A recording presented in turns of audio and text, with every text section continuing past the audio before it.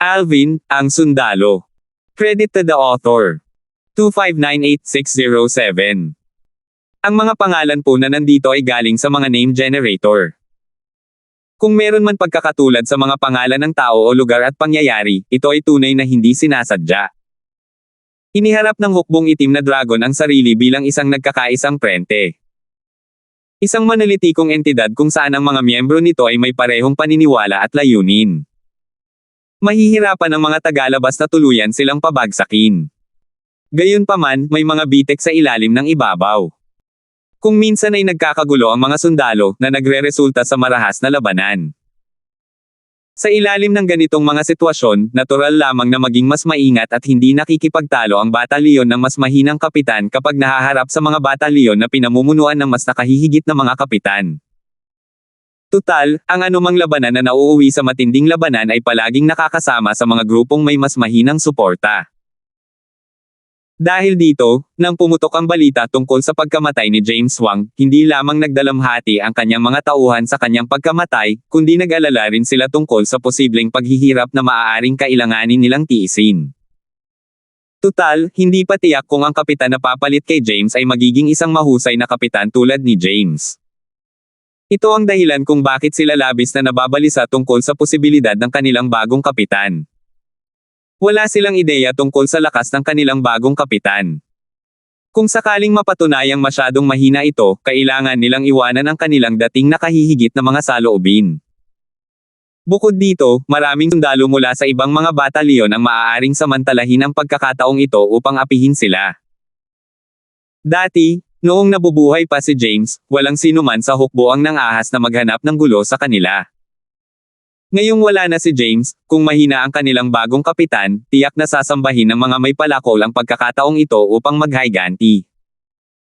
Mga sundalong dating nasa ilalim ng pamumuno ni Kapitan Huang, mangyaring magpakita kayo sa kanyang kahalili, si Alvin. Nag-aalala pa rin ang mga sundalo tungkol sa bagay na ito ng isang malakas na boses ang umalingaw-ngaw sa hangin. Nandito na ba ang bagong kapitan? Parang si Kapitan Peter Gian yan. Dapat kasama niya ang bagong kapitan. Bueno, dahil ang bagong tao ang papalit kay Kapitan Huang, natural lamang na makilala niya tayo.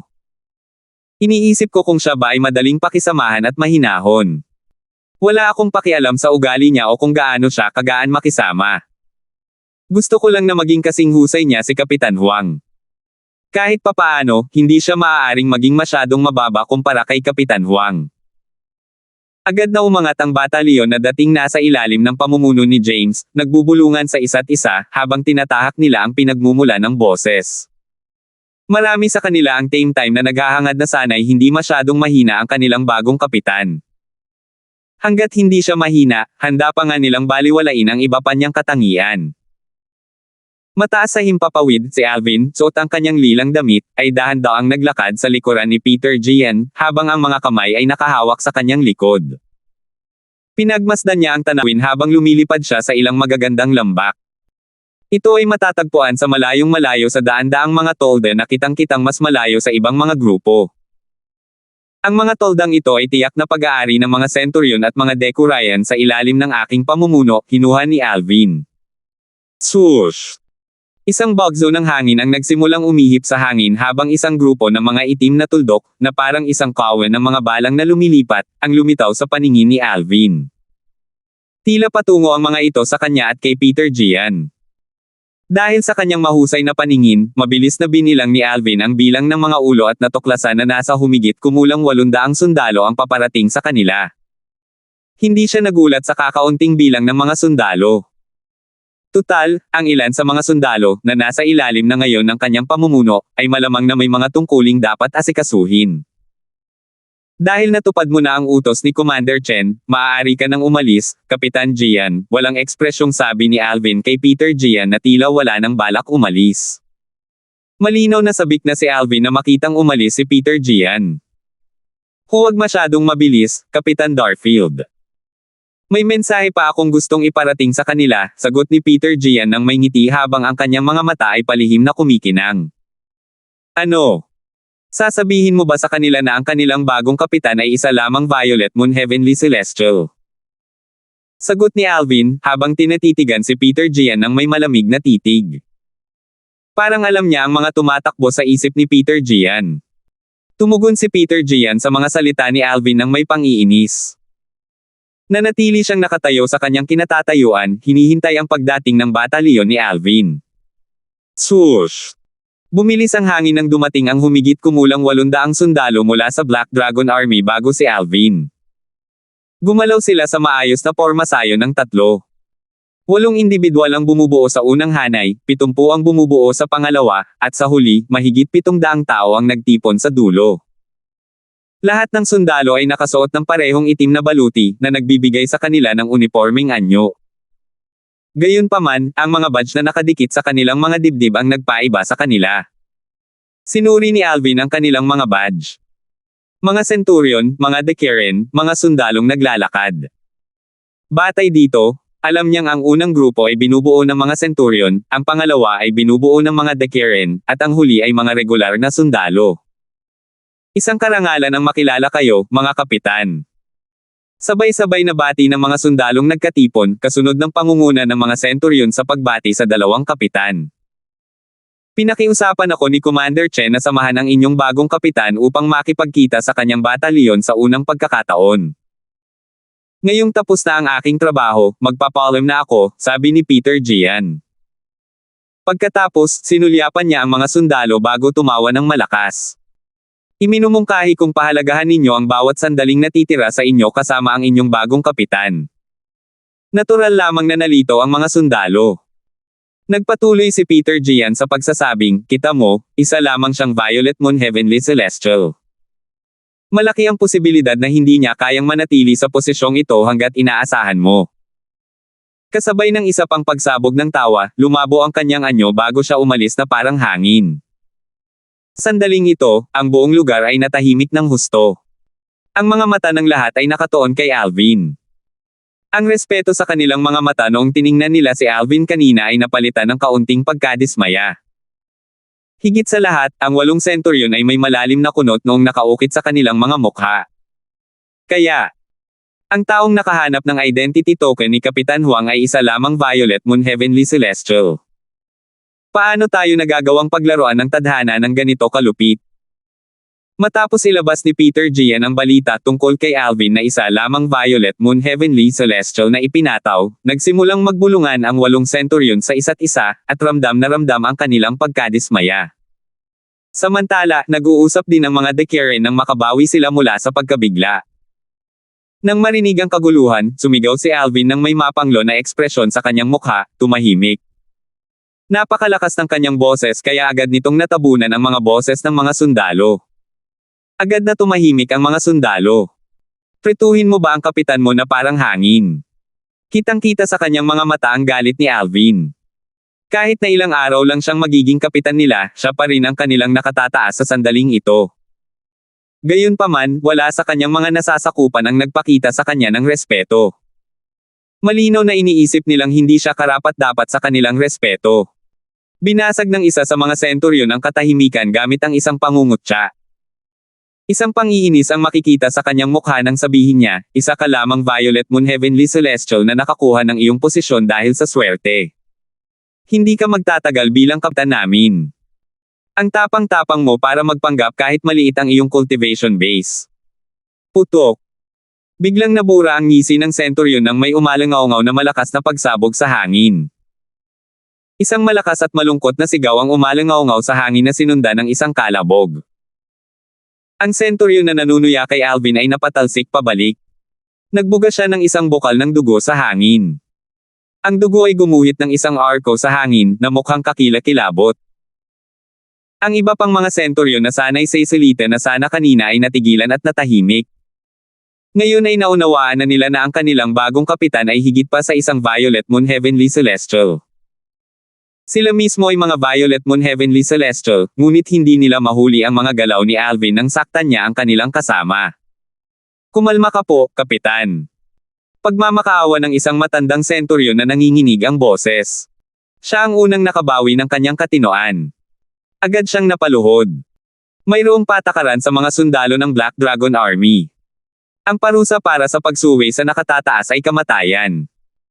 Nang masaksihan niya ang tunay na lakas ng kanyang bagong kapitan, naalala niya kung paano niya binaliwala ang bagong kapitan na ito noon. Ang pagkaunawa sa kanyang pagkakasala ay naging dahilan upang siya ay pagpawisan ng malamig. 2,579. Kumalma ka po, Kapitan. Kumalma ka po, Kapitan. Ang mga natitirang Centurion, kasama na ang Centurion na nasugatan ni Alvin, ay nakahiga na ngayon sa lupa. Nakayuko ang lahat ng kanilang mga ulo, natatakot silang salubungin mga mata ni Alvin. Kasabay nito, sa loob-loob nila ay isinumpa si Peter Gian, isa sa mga kapitan ng hukbong itim na dragon. Kung hindi sinabi ni Peter Gian na ang kanilang bagong kapitan ay isa lamang Violet Moon Heavenly Celestial, hindi sana sila nakagawa ng ganoong pagkakamali at magagalit sa kanilang kapitan. Samantala, ang grupo ng mga Decaren ay nakabawi na ng kanilang katinoan. Nang makita nila ang mga Centurion na nakahandusay sa lupa, agad silang lahat na lumuhad at sinundan ang halimbawa ng mga Centurion. Hindi na kailangang sabihin pa, sumunod din ang mga sundalong naglalakad. Tutal, maging ang mga Centurion at mga Decurion ay sumuko na sa lalaking nasa harap nila. Nangangahulugan lamang ito na ang lalaki ay isang taong malakas. Maaari lamang silang magpatirapo sa harap niya, umaasang hindi niya sila magagalit. Sandaling-sandali, si Alvin na lang ang natitirang nakatayo, mukhang isang emperador na napapaligiran ng kanyang mga nakaluhod na courtier. Nag-alangan si Alvin habang malamig niyang itinoon ang tingin sa tropang nasa ilalim ng kanyang pamumuno sa Black Dragon Army. Mapangahas niyang sinabi, sana ay hindi na maulit ang ganitong pangyayari. Tumigil ka na. Bago pa man mawala ang kanyang boses, bigla na lamang siyang nawala sa paningin ng lahat. Gusto na niyang bumalik sa kanyang tolda para magsaka at ayaw niyang sayangin ang kanyang oras sa mga walang kwentang bagay na tulad nito. Dahan daw ang tumayo ang mga tropa ni Alvin sa Black Dragon Army pagkatapos niyang umalis. Baka sa kanilang mga mukha ang takot. Nagngalit ang mga ngipin ng Centurion na nasugatan ni Alvin, lahat tayo ay naloko ni Kapitan Peter Gian. Hindi naman mahina ang ating bagong kapitan. Bagamat si Alvin ang sanhi ng kanyang pinsala, hindi niya sinisi si Alvin. Nagpapasalamat siya na hindi siya pinatay ni Alvin dahil sa kanyang pagsuway. Kung mayroon mang dapat sisihin dito, iyon ay si Peter Gian. Kung hindi dahil sa mga salita ni Peter Gian, hindi sana siya nang ahas na kumilos ng walang pakundangan laban sa kanyang nakatataas. Samantala, nagtungo si Alvin sa kanyang tolda sa Black Dragon Army. Pagdating niya sa kanyang tolda, umupo siya nang nakakross ang mga paa bago kumuha ng isang mediocre celestial stone at nagsimulang mag-cultivate. Ang proseso ng paglilinang sa Devata Realms ay halos katulad ng sa mga mundong-mundo. Bukod sa pagsipsip ng enerhiya ng espiritu ng langit at lupa, maaari rin niyang gamitin ang mga celestial stone, sa halip na mga saint stone, upang tulungan siya sa kanyang paglilinang. Hindi nakapagtataka na ang lugar na ito ay isa sa mga pinakamagandang lokasyon ng cultivation sa Bloody Spectre City. Sa tulong ng mediocre celestial stone at ng aking 79 na heavenly veins, tiwala akong magiging isang indigo moon heavenly celestial ako sa lalong madaling panahon. Pagkatapos noon, kinalma ni Alvin ang kanyang sarili at nagsimulang mag-focus sa paglilinang. Magugulat ang mga miyembro ng Black Dragon Army kung mababasa nila ang iniisip ni Alvin. Tutal, kailangan man lang maging Blue Moon Heavenly Celestial ang isang tao para maging isang Decaren. Natural lang na mas mataas ang mga kinakailangan para maging isang kapitan. Sino ang mag-aakala na ang kanilang bagong kapitan ay isa lamang Blue Moon Heavenly Celestial? Sa sandaling ito, hindi nag-aksaya ng panahon si Peter Gian para ipakalat ang balita na si Alvin ay isa lamang Violet Moon Heavenly Celestial sa kampo ng hukbo. Sa kabalintunaan, hindi niya alam na si Alvin ay isa lamang Blue Moon Heavenly Celestial, hindi nga siya isang Violet Moon Heavenly Celestial. Gayunpaman, nagbunga ang kanyang pagsisikap. Hindi nagtagal at narinig ang mga talakayan tungkol kay Alvin sa buong kampo ng hukbo. Walang kaalam-alam ang 800 sundalo sa ilalim ng pamumuno ni Alvin tungkol dito. Narinig lamang nila ang mga chismis tungkol sa cultivation base ng kanilang kapitan pagkatapos itong kumalat ng matagal na panahon. Natural lamang na nagalit sila at sinimulang ipagtanggol ang kanilang bagong kapitan nang marinig nila ang mga chismis. Sino ba ang nagsabing ang kapitan natin ay isang Violet Moon Heavenly Celestial? Si Peter Gian na naman ba? Bakit ginagawa ito ni Peter Gian? Ano kaya ang mapapala niya rito? Alam naman ng lahat na papalitan siya ni Chinyu, isa sa mga centurion sa ilalim ng kanyang pamumuno, kapag natapos na ni Chinyu ang kanyang closed-door cultivation. Marahil, sinusubukan niyang ilihis ang atensyon sa ating bagong kapitan. Nako, ang tanga mo. Habang tumatagal ang kanilang pag-iisip tungkol dito, lalo silang nagagalit. Tutal, hindi na sila nasisiyahan kay Peter Jian dahil sa pagsisinungaling niya sa kanila noon. Ngayon, nagkakalat pa ng parehong kasinungalingan si Peter Jian sa lahat ng nasa Black Dragon Army. Dahil dito, nagsimula silang gumanti at pabulaanan ang tsismis. Isa sa mga centurion na nasugatan ni Alvin ang gumawa pa ng paraan at ikinwento ang kanyang karanasan sa kanyang kapitan nang hindi inalintana ang mapahiya. Ako si Tungzen, isang centurion na naglilingkod sa ilalim ni Kapitan Darfield. Isa akong Violet Moon Heavenly Celestial, ngunit wala akong magawa para ipagtanggol ang aking sarili nang salakayin ako ni Kapitan Darfield. Bago pa ako makabawi ng aking katinoan, nakahiga na ako sa sahig.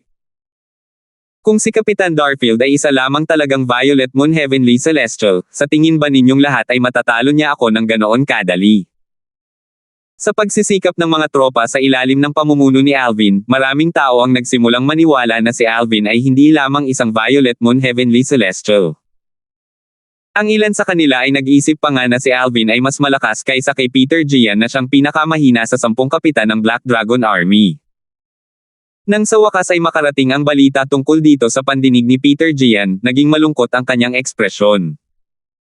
Sa tingin ba nila ay matutulungan nila si Alvin sa pamamagitan ng pagpapakalat ng pekeng balita? Inosente.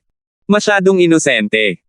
Paano kung matalo ako ni Chinyu at palitan ako bilang kapitan ng Black Dragon Army? Hahanapin ko na lang si Alvin at hamanin siya para sa posisyon ng kapitan. Ipapakita ko sa mga taong iyon kung sino ang boss kapag ako na ang naging bagong kapitan nila. Nag-alab ang galit sa kanyang puso habang iniisip niya ito. Hindi na siya makapaghintay na palitan si Alvin para makaganti siya sa mga taong nagtatanggol kay Alvin. Tutal, bilang isang nakatataas, madali para sa kanya na pahirapan ang buhay ng kanyang mga nasasakupan. Habang nagpapakasasa si Peter Jian sa pantasya na pahirapan ang buhay ng mga sundalo sa ilalim ng pamumuno ni Alvin, isa na namang nakakagulat na balita ang nagsimulang kumalat sa kampo ng hukbo. Ang centurion si Chinyu ay lumabas mula sa kanyang saradong cultivation at nagplanong hamanin ang kanyang kapitan na si Peter Jian. Medyo matagal bago nalaman ni Peter Jian ang bagay na ito. Nagdilim ang kanyang ekspresyon habang nag-aalab ang kanyang mga mata sa galit habang nakatitig kay Chinyu. Nagngalit ang kanyang mga ngipin, Chinyu. Sa tingin mo ba ay mas mahina ako kaysa kay Alvin? Kaya ka ba pumunta rito para hamanin ako? Palakas ng palakas ang kanyang boses habang nagsasalita siya. Sa kabaligtaran, nanatiling kalmado si Chinyu habang sinasabing walang emosyon, Kapitan, nasa closed-door cultivation ako sa buong panahong ito. Pagkalabas ko, agad akong nagpadala ng hamon sa iyo. Hindi ko alam kung sino si Alvin. Si Chinyu ay isang binata na may maskuladong katawan at gwapong anyo. Ang baluti ng hukbong itim na dragon ay lalong nagpatingkad sa kanyang magandang tindig bilang isang sundalo. Kasalukuyang nakatayo si Chinyu sa tapat ni Peter Jian. Napapaligiran sila ng maraming tao. Hindi lamang ang mga nasasakupan ni Peter Jian ang naroroon sa lugar, kundi pati na rin ang mga sundalo sa ilalim ng pamumuno ng ibang mga kapitan ay nanood din ng palabas. Likas na sa tao ang makibahagi sa kasiyahan, kahit ang mga celestial ay hindi ligtas dito. Unti-unting nawala ang galit sa mukha ni Peter Jian nang sabihin niya sa isang seryosong boses, ngayong alam mo na ang tungkol dito, plano mo pa rin ba akong hamanin o hahamunin mo si Alvin? Inakala niyang hahamunin ni Chinyu si Alvin kung bibigyan niya ng paraan si Chinyu. Sa tingin ko ay hindi na kailangan iyon, mahinahong sabi ni Chinyu habang nakatitig kay Peter Jian, hindi ako madaling umangkop. Sa tingin ko ay mas makabubuti para sa akin na maging kapitan ng aking mga kapatid. Dahil dito, ako, si Chinyu, ay determinadong hamanin ka, Kapitan Jian. Inaasahan na ng mga sundalo sa Black Dragon Army ang laban sa pagitan ni Chinyu at Peter Jian nang sandaling ito nang may hindi inaasahang nangyari. Sige. Malamig na tiningnan ni Peter Jian si Chinyu at sinabi sa hindi magandang tono, dahil gusto mo ang posisyon ko, ibibigay ko ito sa iyo. Ituring mo itong regalo ko sa iyo dahil sa pagsusumikap mo noong nasa ilalim ka ng aking pamumuno. Hindi lamang nagulat ang mga taong naroon, kundi maging si Chinyo ay nagulat nang marinig ang mga salitang ito. Batay sa kanyang kaalaman, hindi basta-basta tatanggap ng pagkatalo si Peter Gian kahit na mas malakas ang kanyang kalaban kaysa sa kanya. Matapos tanggapin ang pagtanggap ni Peter Gian sa posisyon, tumango siya. Sige, salamat, Kapitan. Hindi, simula ngayon, dapat na kitang tawaging Centurion Peter Gian. Dahil tinanggap na ni Peter Gian ang kanyang posisyon, natural lang na ibababa siya sa ranggo bilang Centurion ngayong naging kapitan na si Chinyo. Gulat na gulat pa rin ang mga tao sa kanyang desisyon nang umalangaw sa paligid ang kanyang malakas na boses. Ako, si Peter Gian, ay nagpapahayag na hahamunin ko si Alvin sa isang tunggalian. 2,600. Bagamat si Peter Gian ang pinakamahina sa 10 kapitan, hawak pa rin niya ang titulong kapitan at isang Scarlet Sun Golden Celestial. Sa madaling salita, hindi rin siya dapat maliitin. Sa totoo lang, karamihan sa mga sundalong naroon sa pinangyarihan, kasama na ang kanyang mga nasasakupan, ay walang gaanong komunikasyon kay Peter Gian. Gayunpaman, nakarinig sila ng ilang chismis tungkol sa kanya at halos alam na nila kung anong uri siya ng tao. Hindi ako makapaniwala na ganon lang siya kadaling sumuko. Kung isasaalang-alang ang kanyang saloobin, akala ko tatanggapin niya ang hamon kahit alam niyang mas malakas si Chinyo kaysa sa kanya. Hindi siya kamukha ng Peter Gian na naririnig natin. Anong nangyari sa kanya? Bakit pakiramdam ko ay ibang tao na siya? Marami sa mga sundalo mula sa Black Dragon Army ang natigilan nang makita nilang inamin ni Peter Gian ang kanilang pagkatalo bago pa man niya nakalaban si Chinyo. Inakala pa ng ilan na mali ang kanilang narinig. Gayunpaman, ang mga sundalong higit na nagulat ay ang mga sundalong dating nasa ilalim ng pamumuno ni Peter Gian. Pakiramdam nilang lahat ay naging estranghero siya. Dahil nasa ilalim sila ng kanyang pamumuno, natural lang na mas kilala nila siya kumpara sa iba. Sandali lang. Hinamon niya si Alvin, ang bagong kapitan ng Black Dragon Army, pagkabigay niya ng posisyon. Hindi ba't may amoy malansa? May dahilan siguro ang mga kinikilos niya. Posibleng sinusubukan niyang panatilihin ang kanyang lakas para makaharap niya si Kapitan Alvin sa pinakamahusay na kondisyon. Tutal, kung matatalo siya kay Chinyo, kakailanganin niya ng kaunting panahon para gumaling. Sige, baka tama ka. Kung ganoon nga, matalino talaga siya. Hindi lang nakatulong ang desisyon niya para makatipid siya ng lakas, kundi makakatulong din ito para mabawi niya ang posisyon niya bilang kapitan. Parang tinamaan ng isang bato ang 2 ibon. Mabawi ang kanyang posisyon bilang isang kapitan. Ano ang nakakasiguro sa iyo? Ayon sa mga chismis, si Kapitan Darfield ay hindi mas mahina kaysa kay Peter Gian. Kahit nahamanin niya si Kapitan Darfield, maaaring hindi pabor sa kanya ang posibilidad. Bueno, narinig ko na si Kapitan Darfield ay isa lamang Violet Moon Heavenly Celestial. Walang paraan na matatalo ng isang Violet Moon Heavenly Celestial si Peter Gian. Iba ito sa narinig ko. May 2 opinyon ang mga tao. Naniniwala ang isang kampo na madaling matatalo ni Peter Gian si Alvin dahil si Alvin ay isa lamang Violet Moon Heavenly Celestial. Sa kabilang banda, naniniwala ang kabilang kampo na peke ang chismis na si Alvin ay isang Violet Moon Heavenly Celestial. Naniniwala sila na si Alvin ay hindi mas mahina kaysa kay Peter Gian, at ang pangarap ni Peter Gian na madaling matalo si Alvin ay pangarap lamang ng isang hanggal. Inaasahan lamang ito dahil natural lamang na magkakaroon ng iba't ibang opinyon ang mga tao. Ang kapaligiran sa kampo ng Black Dragon Army ay naging napakasigla ngayon. Naroon si Chinyo na pumalit kay Peter Gian at naging bagong kapitan, at naroon si Peter Gian na sumuko ng walang laban at hinamon si Alvin. Bukod dito, naroon din ang nalalapit na labanan sa pagitan nina Alvin at Peter Gian. Ang 3 balitang ito ay bumagsak na parang bomba sa kampo ng Black Dragon Army at nagdulot ng kaguluhan sa kampo. Paano nang ahas si Peter Gian na hamanin ang ating kapitan sa isang tunggalian sa sandaling isuko niya ang kanyang posisyon? Iniisip ba talaga niya na ang ating kapitan ay isa lamang Violet Moon Heavenly Celestial? Sigurado akong hindi naman mahina si Kapitan Darfield. Isusugal ko pa nga ang buhay ko para rito. Kahit hindi matalo ni Kapitan Darfield si Peter Gian, hindi magiging problema para sa kanya na magtabla kay Peter Gian. Ayon sa mga patakaran, kailangang talunin ng isa ang isa sa laban para makuha ang posisyon.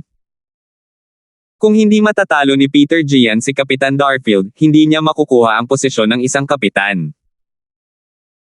Ang grupo ng mga sundalo ng Black Dragon Army na naglilingkod sa ilalim ni Alvin ay may buong tiwala sa kanya matapos nilang masaksihan ang kanyang lakas. Sa anumang kaso, hindi sila makapaniwala na matatalo siya ni Peter Gian. Pabalik na sana ang mga lalaki sa kanilang mga tolda nang makarinig sila ng isang malakas na ungol na umalangaw-ngaw sa buong lambak na tumatagos sa kanilang mga eardrum. Peter Gian. Anong ginagawa niya rito? Hindi mahirap para sa kanila na makilala ang boses ni Peter Gian. Bago pa sila makabawi ng ulirat, muling umalangaw-ngaw sa ere ang boses ni Peter Gian. Paano mo ako nalalakasan na parang walang hiya at walang kwentang maghagis ng putik at magkalat ng peking balita na si Alvin ay hindi isang Violet Moon Heavenly Celestial at kasing lakas ko? Pagkatapos kong palitan si Alvin bilang kapitan mo, ipapakita ko sa inyong lahat kung ano ang impyerno. Sandaling tumigil si Peter Gian bago niya sinabi, ako, si Peter Gian, isang centurion ng Black Dragon Army, ay hinahamon si Kapitan Alvin sa isang tunggalian sa Valley of Ares. Ang kanyang boses na puno ng celestial origin energy ay mas lalong lumakas nang magsalita siyang muli. Umalangaw-ngaw ang kanyang boses sa buong kampo ng Black Dragon Army. Peter Gian. Isang centurion. Kailan siya naging centurion? Nakilala ko lang siya kanina.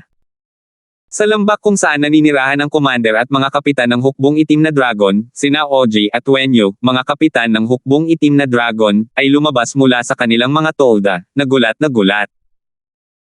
Kalahating oras ang nakalipas, lumabas si Centurion Chinyu mula sa kanyang saradong cultivation. Hinamon niya si Peter Gian sa isang tunggalian, ngunit sumuko si Peter Gian ng walang laban.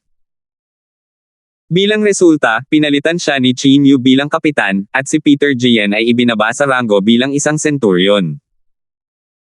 Isang boses ang umalangaw-ngaw mula sa tolda ni Bryson Chen, ang commander ng Black Dragon Army. Commander Chen. Commander Chen. Nang makita ng dalawang kapitan si Bryson, dali-dali silang yumuko matapos magpalitan ng tingin na may pagtataka. Sila ay mga kasamahan ni Peter Gian kaya kilalang kilala nila ito. Base sa kanyang ugali, hindi siya susuko ng walang laban. Para bang nababasa niya ang kanilang mga iniisip, paliwanag ni Bryson, nabalitaan kung sumuko siya ng walang laban para mapanatili niya ang kanyang lakas para sa kanyang laban kay Kapitan Darfield.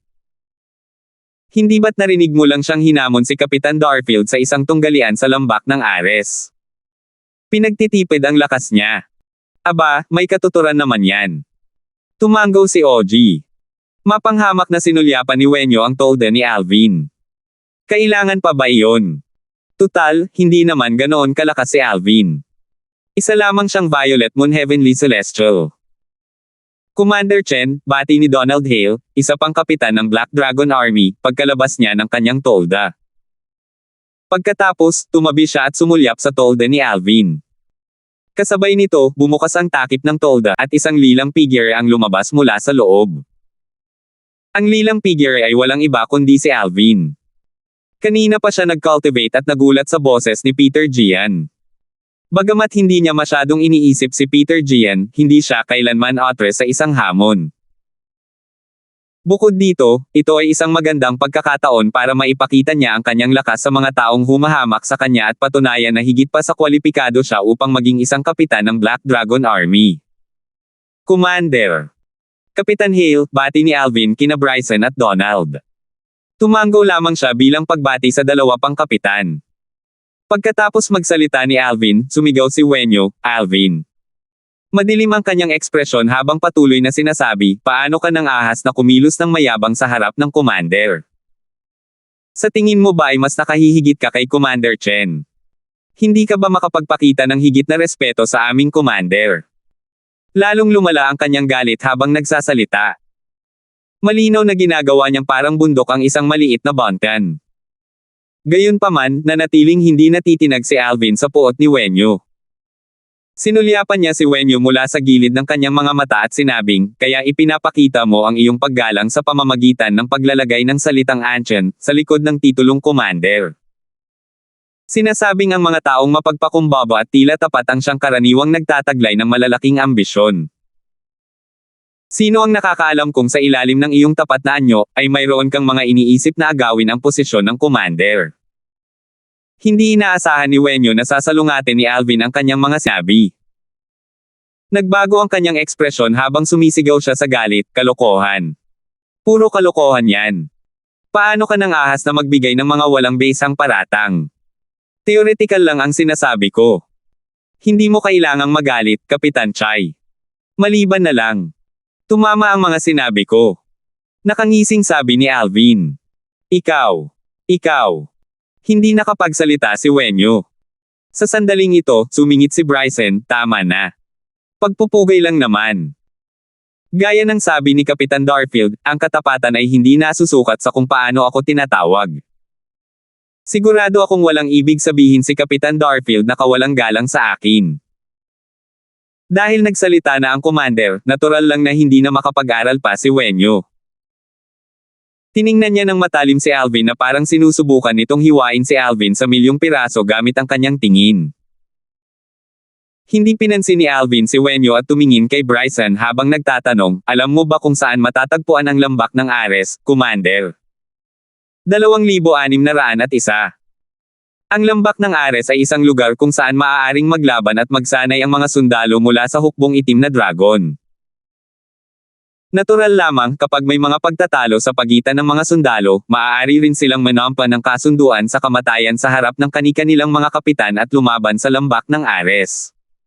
Kadalasan, ang lambak ng Ares ay masigla. Maraming sundalo ng Black Dragon Army ang mahilig makipaglaban at magsanay dito upang mapabuti ang kanilang mga kasanayan sa pakikipaglaban, celestial techniques, at divine abilities. Gayunpaman, ang lambak ng Ares ay mas masigla pa kaysa dati. Tutal, magkakaroon ng tunggalian sa pagitan ni Peter Gian, na natanggalan ng titulo bilang kapitan, at ni Alvin, isang bagong itinalagang kapitan ng Black Dragon Army. Dahil dito, karamihan sa mga sundalo ay iniwan ang lahat ng kanilang ginagawa at sumugod sa lambak ng Ares. Swoosh! Swoosh! Sandaling umalangaw-ngaw sa ere ang tunog ng ihip ng hangin habang parami ng paraming sundalo mula sa hukbong itim na dragon ang papunta sa lambak ng Ares. Parang isang kayeg ng mga balang, halos matakpan ng kanilang mga figure ang kalangitan. Hindi napigilan ng ilang sundalong kara-rating lang ang mapasigaw, wow! Ang daming tao rito. Syempre naman. Tutal, hindi naman araw-araw nangyayari ang mga ganitong bagay. Natural lang na lahat ay titigil sa ginagawa nila at magmadaling pumunta rito para manood ng laban. Isa sa kanila ay ang dati nating kapitan habang ang isa naman ay bagong hirang na kapitan na kakapasok lang ngayon. Sino kaya ang mananalo? Bagamat hindi natin masasabi ng sigurado kung sino ang mananalo, sigurado akong may plano si Peter Gian. Kung hindi, hindi sana siya basta-basta sumuko kay Chinyon. Tama ka. Kung hindi siya sigurado sa kanyang tagumpay, hindi sana siya sumuko ng ganoon kadali. Bukod doon, si Chinyo ay dating isang centurion sa ilalim ng kanyang pamumuno. Nakakahiya kung matatalo siya kay Chinyon. Si Peter Gian ay isang taong palag nagbibigay ng malaking kahalagahan sa kanyang reputasyon. Talagang may itinatago siya. Huwag mong sabihing hindi mo pa rin makita. Nakalkula na niya na mas makabubuti para sa kanya na isuko ang laban sa pagitan nila ni Chinyon at Homanin na lang ang bagong hirang na kapitan. Bawat isa sa lambak ng Ares ay may kanya-kanyang iniisip tungkol sa motibo ni Peter Gian. Karamihan sa kanila ay naniniwala na si Peter Gian ay lubos na may kumpiyansa na matatalo niya si Alvin. Kung hindi, hindi sana siya gagawa ng ganoong mga desisyon. Tutal, nakakahiya na ang matalo sa isang tunggalian laban sa kanyang nasasakupan, lalo na ang pagsuko ng walang laban. Mas magiging katatawanan pa siya kung matatalo siya kay Alvin. Dahil dito, maraming tao ang sigurado na matatalo niya si Alvin. Nang dumating ang mga sundalo sa ilalim ng pamumuno ni Alvin sa lambak ng Ares at marinig ang usapan sa kanilang paligid, humahamak silang nagkutya. Hindi nila inakala na matatalo ni Peter Gian ang kanilang kapitan. Nananaginip lang kayong lahat. Imposibleng matalo ni Peter Gian ang ating kapitan. Sabi niya ipapakita niya sa atin kung ano ang impyerno pagkatapos niya maging kapitan natin. Aba, kailangan niya munang talunin si Kapitan Darfield bago mangyari iyon. Nang marinig ito, muling nag-usap ang mga sundalo. Oh! So sinasabi mong mas malakas si Kapitan Darfield kaysa kay Peter Gian? Tanong ng isang sundalo ng Black Dragon Army. Huwag mo silang tanungin. Natural lang na isipin nilang mas malakas ang kanilang kapitan. Sumagot ang isa pang sundalo ng Black Dragon Army, matagal na nilang ipinagmamalaki kung gaano kalakas ang kanilang kapitan at kung paanong hindi siya isang Violet Moon Heavenly Celestial. Baka nagsisinungaling lang sila. Tingnan natin. Malalantad din ang katotohanan kung nagsisinungaling sila. Gusto kong makita ang kanilang mga reaksyon kapag natalo ni Peter Gian ang kanilang kapitan. Sus Mariosep. Nakakapanabot talaga ito. Sa totoo lang, sa tingin ko ay pabor kay Peter Gian ang posibilidad.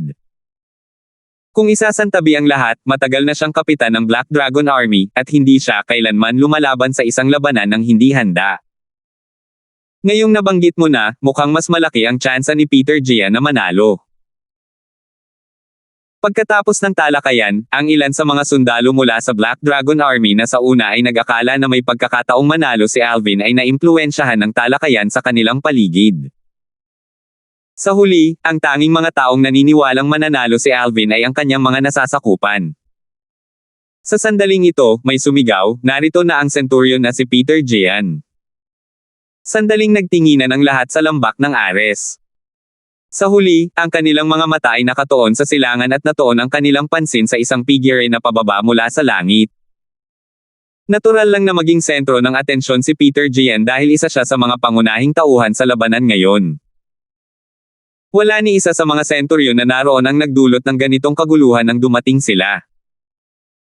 Natural lamang iyon dahil si Peter Gian ay kapitan pa rin ng hukbong itim na dragon kamakailan lamang. Swoosh! Di nagtagal, dumating si Peter Gian sa plataporma sa gitna, na kilala bilang unang singsing, sa lambak ng Ares.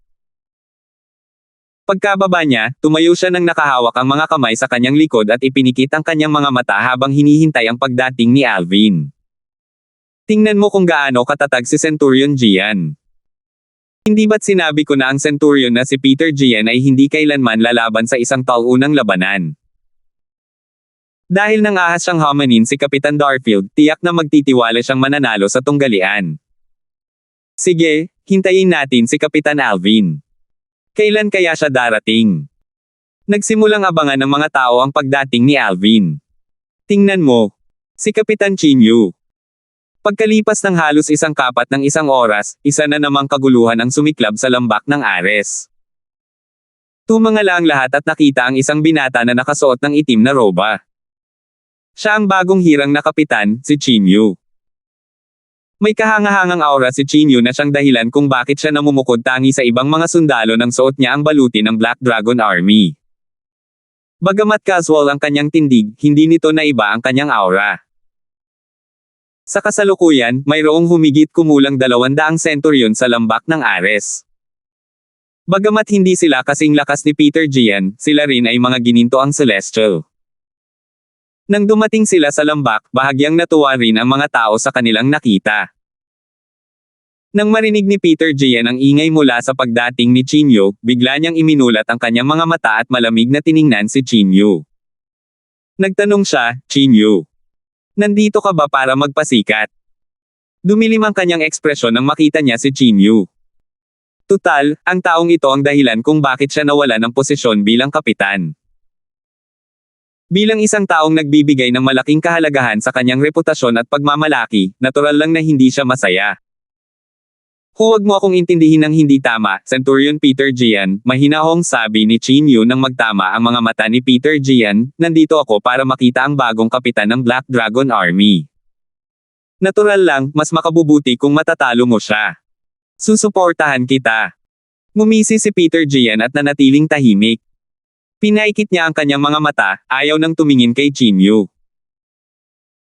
Gayunpaman, ilang segundo pa lamang ang lumipas matapos niyang ipikit ang kanyang mga mata nang muling magkaroon ng kaguluhan, dahilan para muling imulat niya ang kanyang mga mata.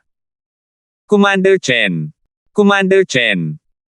Ilan sa mga sundalo ng hukbong itim na dragon na nakatayo sa gilid ng lambak ng Ares ay nakadiscover ng isang grupo ng 5 lalaki na papalapit mula sa malayo. Isang lalaking nasa katanghaliang gulang na may kulot na balbas at matipunong pangangatawan ang nangunguna. Commander Chen. Di nagtagal, lahat, kasama sina Peter Jian at Qin Yu, ay yumuko rin sa lalaking nasa katanghaliang gulang. Matagal na rin mula nang huli akong makakita ng ganito kasiglang eksena. Nauna nang pumasok si Bryson sa Valley of Ares, kasunod si Alvin at ang 3 pang kapitan. Tumawa siya habang lumingon kay Qin Yu at binati ito, "Nako, hindi kita nabati kanina." "Binabati kita." "Salamat, Commander Chen," magalang na tugon ni Qin Yu. Pagkatapos, sumama siya sa hanay ng mga kapitan na nakatayo sa likuran ni Bryson.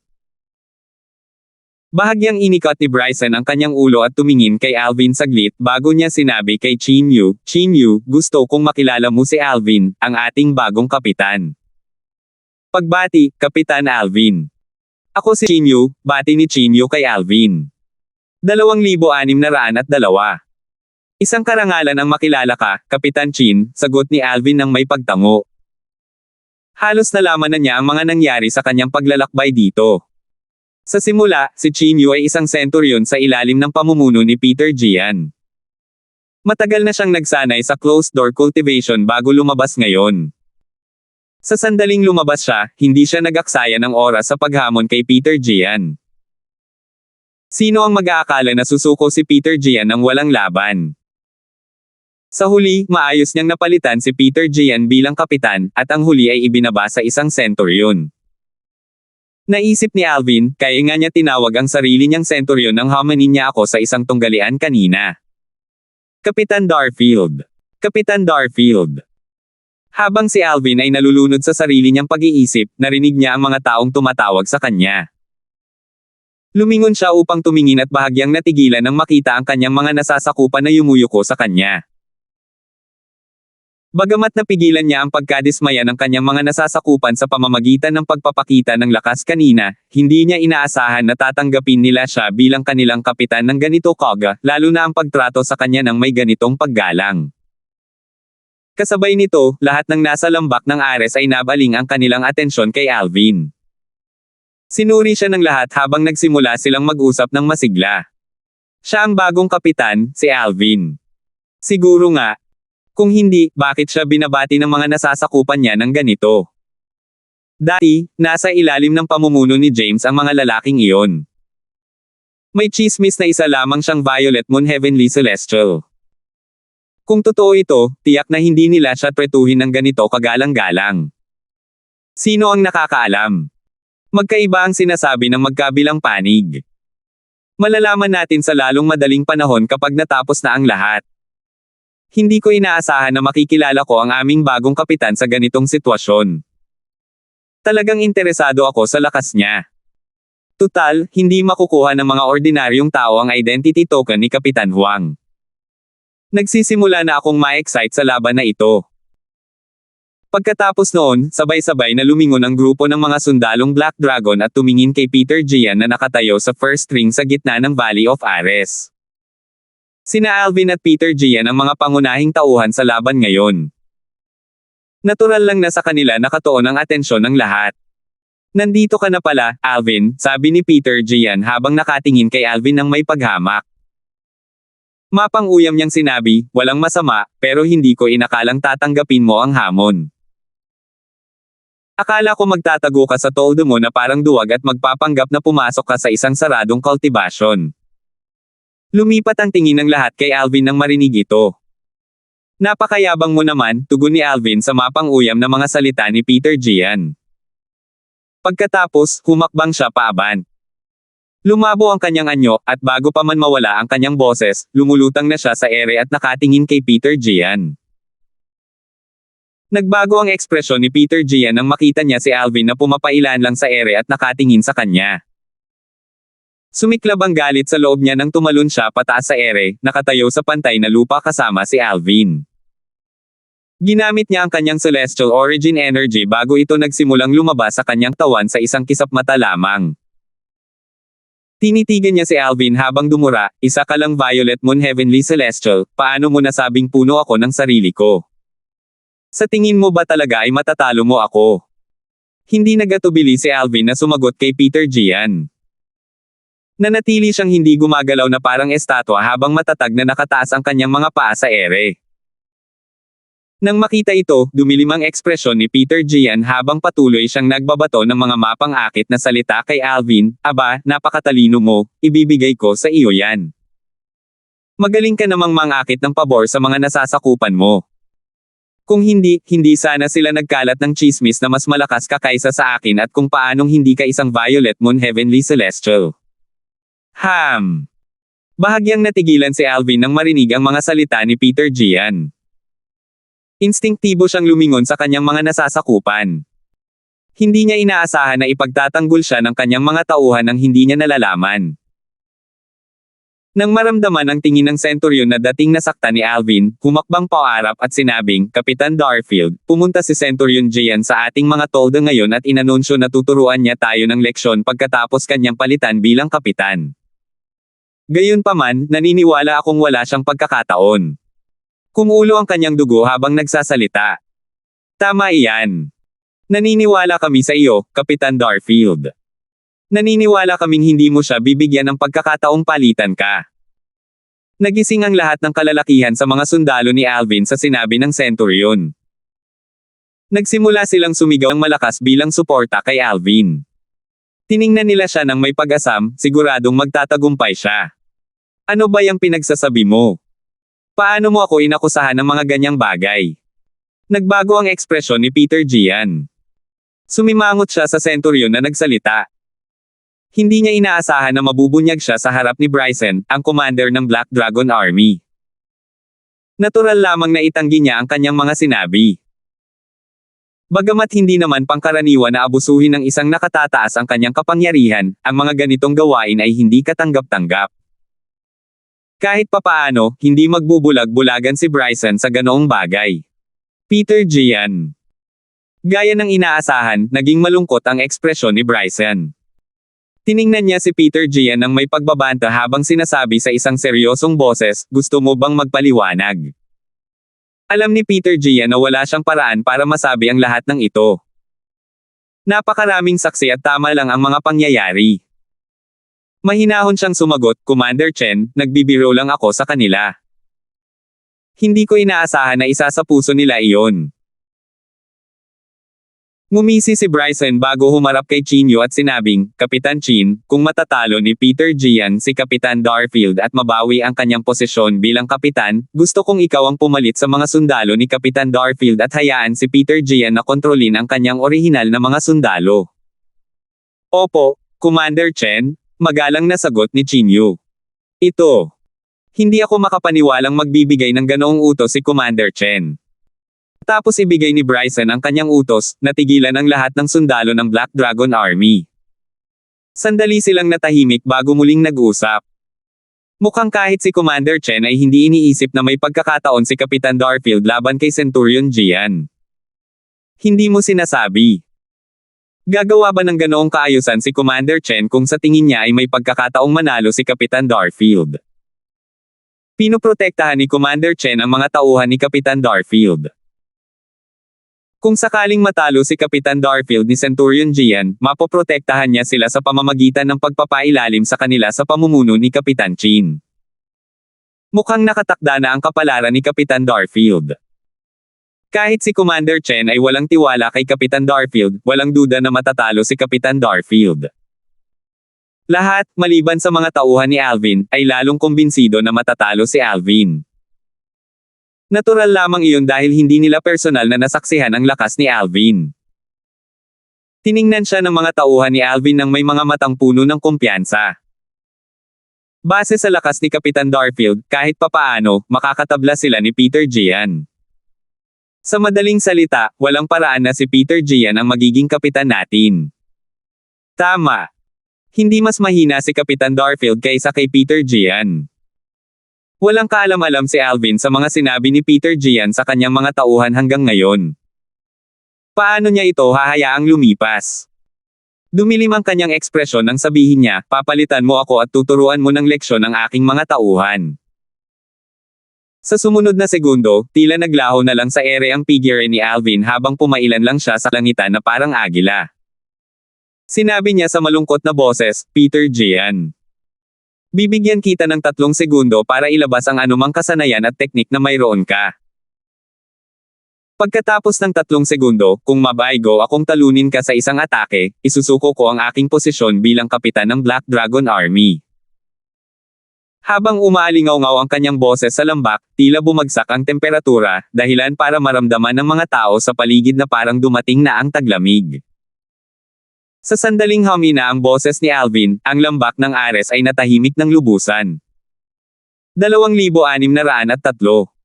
Peter Gian. Bibigyan kita ng 3 hininga para gamitin ang lahat ng iyong mga kasanayan at pamamaraan. Kung hindi kita matatalo sa isang suntok pagkatapos ng 3 hininga, ako, si Alvin, ay ibibigay sa iyo ang posisyon bilang kapitan ng Black Dragon Army. Malamig na sabi ni Alvin.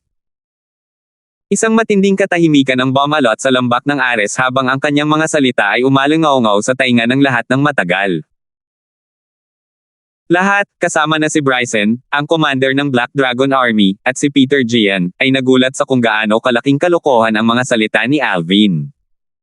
Si Bryson ang unang nakabawi ng katinoan. Nang tumingin siya kay Alvin, nagningning ang kanyang mga mata sa paghihinala habang iniisip niya ang sarili, possible kayang minamaliit ko si Alvin. Bilang commander ng Black Dragon Army, mahusay siyang humatol sa kanyang pagkatao. Bagamat dominante at mayabang ang mga salita ni Alvin, nakikita niyang puno ng kumpiyansa si Alvin. Bukod dito, tila hindi naman nagpapanggap si Alvin. Tutal, ang kumpiyansang ipinakita ni Alvin ay hindi maaaring pekain. Samantala, si Peter Gian nakakabalik lang ng ulirat ay tumawa ng malakas na parang nakarinig lang ng isang nakakatawang biro. Napakalakas ng kanyang tawa kaya't natauhan ang lahat. Sinabi ni Kapitan Darfield na sinabi niyang talunin niya si Centurion Gian sa isang atake lang. Sus Mariosep. Nagbibiro ba siya? Talunin ng Centurion na si Gian Kyo sa isang atake lang. Natatakot ako na si Commander Chen lang ang may kakayahang gawin yan sa Black Dragon Army, di ba? Kung talagang malakas siya, bakit kailangan pa siyang pumunta rito at gampanan ang posisyon ng isang kapitan? Sa tingin ko ay nagpapanggap lang siya. Marahil, ginagawa niya ito para maapektuhan ang mentalidad ni Centurion Gian, parang isang psikolohikal na atake. Psikolohikal na pag-atake. Base sa kasalukuyang sitwasyon, tila hindi apektado si Centurion Gian sa kanyang mga salita. Base sa mga talakayan ng mga opisyal at sundalo ng Black Dragon Army, makikitang iniisip nilang nagyayabang at nagpapanggap lamang si Alvin. Wala ni isa sa kanila ang naniniwalang kaya niyang talunin si Peter Gian sa isang suntok lang. Ang aming kapitan ay tunay na. Bagamat naniniwala akong hindi siya mas mahina kaysa kay Peter Gian, mukhang hindi niya matatalo si Peter Gian sa isang suntok lang, di ba? Anong ginagawa ng kapitan natin? Bakit niya sinabing ibibigay niya ang posisyon kay Peter Gian kung hindi niya matatalo si Peter Gian sa isang atake? Ayaw ba niya maging kapitan natin? Maging ang mga nasasakupan ni Alvin ay natigilan sa kanyang mga salita at nahirapan silang paniwalaan. Bagamat tiwala silang hindi siya matatalo ni Peter Gian, hindi nila inakalang matatalo niya si Peter Gian sa isang suntok lamang. Kung si Peter Gian ay isang simpleng centurion na hindi pa nagiging isang Golden Celestial, posible para sa kanya na makamit ang ganoong kahangahangang gawa. Gayunpaman, si Peter Gian ay isang Golden Celestial at matagal ng kapitan. Tanging si Bryson, ang commander ng Black Dragon Army, ang makakatalo kay Peter Gian sa pamamagitan ng isang suntok sa Black Dragon Army. Mayabang. Sa tingin ko ay baliw siya.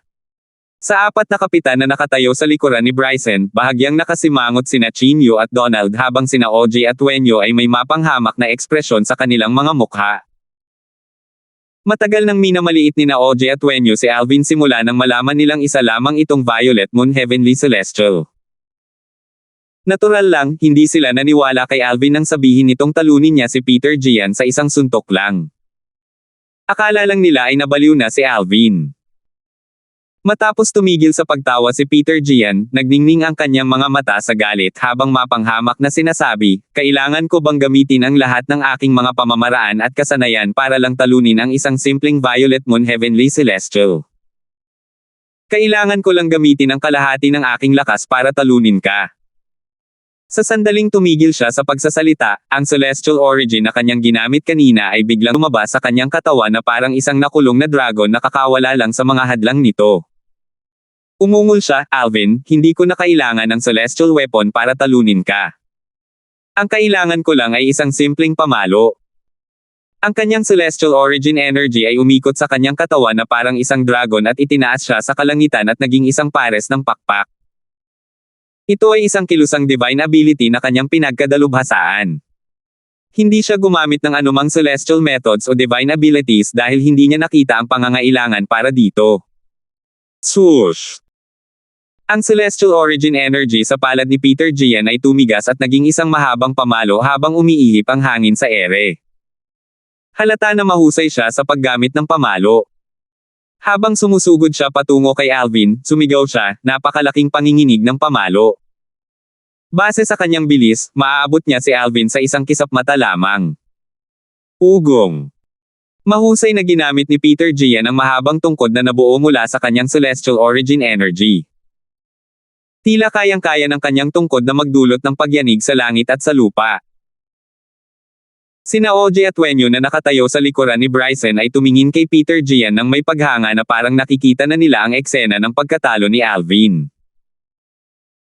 Base sa lakas ni Peter Gian, ang pamalo na ito ay higit pa sa sapat upang talunin ang isang Violet Moon Heavenly Celestial. Ang tungkod ni Peter Gian ay naglalaman ng mga detalye ng celestial methods at divine abilities. Ang Gigantic Rod Tremor ay isang atake na kanyang na-master sa pamamagitan ng pagsasama ng isang offensive celestial method at offensive divine ability. Kaya naman, ang kapangyarihan nito ay hindi dapat maliitin. Samantala, matamang tiningnan ni Bryson si Alvin habang bumubulong sa sarili, gusto ko talagang makita kung paano mo matatalo si Peter Gian sa isang hampas lang. Nakita niyang nanatiling kalmado si Alvin kahit na may banta si Peter Gian na sumugod papunta sa kanya gamit ang kanyang pamalo. Tila hindi seryoso si Alvin kay Peter Gian. Sa pagitan ng kidlat at kulog, si Bryson na maingat na nagmamasid kay Alvin ay nakakita ng kislap ng paghamak sa mga mata ni Alvin. Kasabay nito, iwinawagayway ni Peter Gian ang kanyang pamalo at mabilis na lumapit kay Alvin. Swoosh! Swoosh! Nang ilang bato na lang ang layo ni Peter Gian kay Alvin, ang nakakabinging tunog ng hangin ay umalingaw-ngaw sa ere. Parang kayang hatiin ang kalangitan. Sa ilalim ng mapagmasid na mga mata ng lahat, sumilay ang nakasisilaw na mga sinag ng espada mula sa katawan ni Alvin. Napakarami nila na tila mayroong hindi bababa sa 10,000 sa kanila. Boom! Kasabay nito, isang malakas at mabigat na tunog na katulad ng tambol ang umalingaw-ngaw sa hangin. Bang! Bang! Di nagtagal, isang sunod-sunod na malalakas na pagsabog ang umalingaw-ngaw sa hangin, na nagpasiklab ng sunod-sunod na mga bagyo sa lambak ng Ares. Napakalakas ng mga bagyo kaya't hindi makita ng ilang sundalong may mahinang cultivation base ang nangyayari. Sa sandaling ito, isang higanting espada ang lumitaw sa ilalim ng mga paa ni Alvin. Ang higanting espada ay nabuo mula sa nakasisilaw na mga sinag ng espada na lumabas mula sa kanyang katawan kanina. Ang higanting espada ay tila isang matibay na kuta habang tinataboy nito ang tila malakas na suntok ni Peter Gian mula sa kanyang pamalo. Nang biglang tumama ang tungkod ni Peter Gian sa higanting espada sa ilalim ng mga paa ni Alvin, nanginig ang kanyang mga kamay dahil sa saksak. Ang kanyang tungkod na nabuo mula sa kanyang celestial origin energy ay agad na nawala, at siya ay lumipad pabalik na parang palaso. Matapos niyang dumura ng dugo, nagawa niyang makabangon muli. Nag-alab ang kanyang mga mata sa galit at kahihiyan habang umuungal, Alvin, gusto kitang patayin. Mamatay ka. Lahat ay natigilan at walang may salita sa eksenang ito. Swoosh! Muling umugaw ang hangin. Ugong! Ugong! Ugong! Ugong! Ugong! Ugong!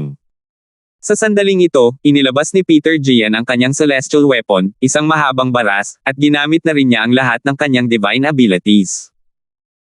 Lumakas ang kanyang celestial origin energy bago niya muling ginamit ang gigantic rod tremor.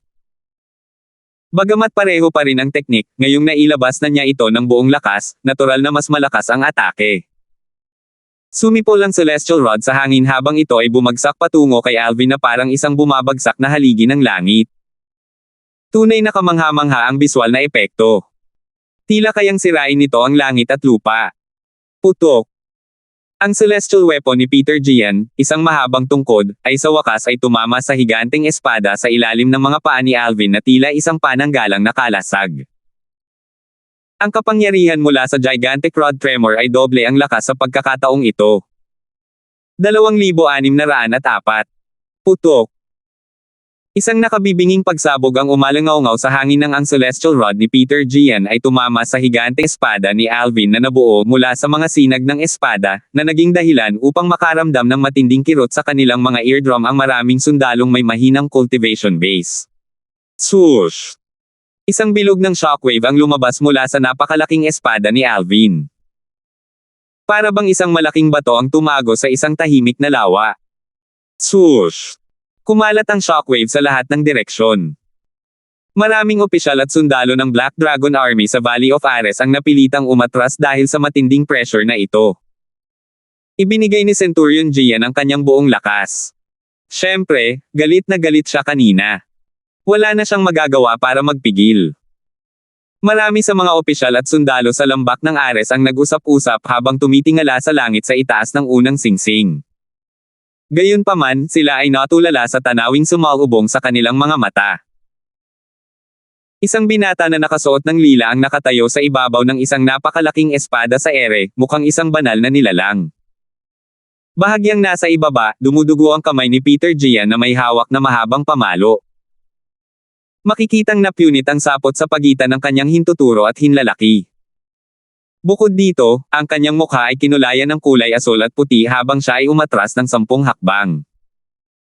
Nang maramdaman niya ang mga titig sa kanyang paligid, siya ay nabalisa, dahilan upang samukha siya ng isang subo ng dugo na nakasisilaw na umalangaw-ngaw sa kalangitan. Nang makita ito, karamihan sa mga sundalo ay nakaramdam ng matinding takot. Anong nangyari? Ipinagtanggol lang ni Kapitan Darfield ang sarili niya, pero nagawa niyang pagmukhang kawawa si Centurion Gian. Katanggap-tanggap naman iyon kanina dahil hindi ginamit ni Centurion Gian ang buong lakas niya. Gayunpaman, umatake si Centurion Gian ng buong lakas sa pangalawang pagkakataon, ngunit hindi pa rin niya nasaktan si Kapitan Darfield. Bukod pa rito, nasugatan din ba si Centurion Gian?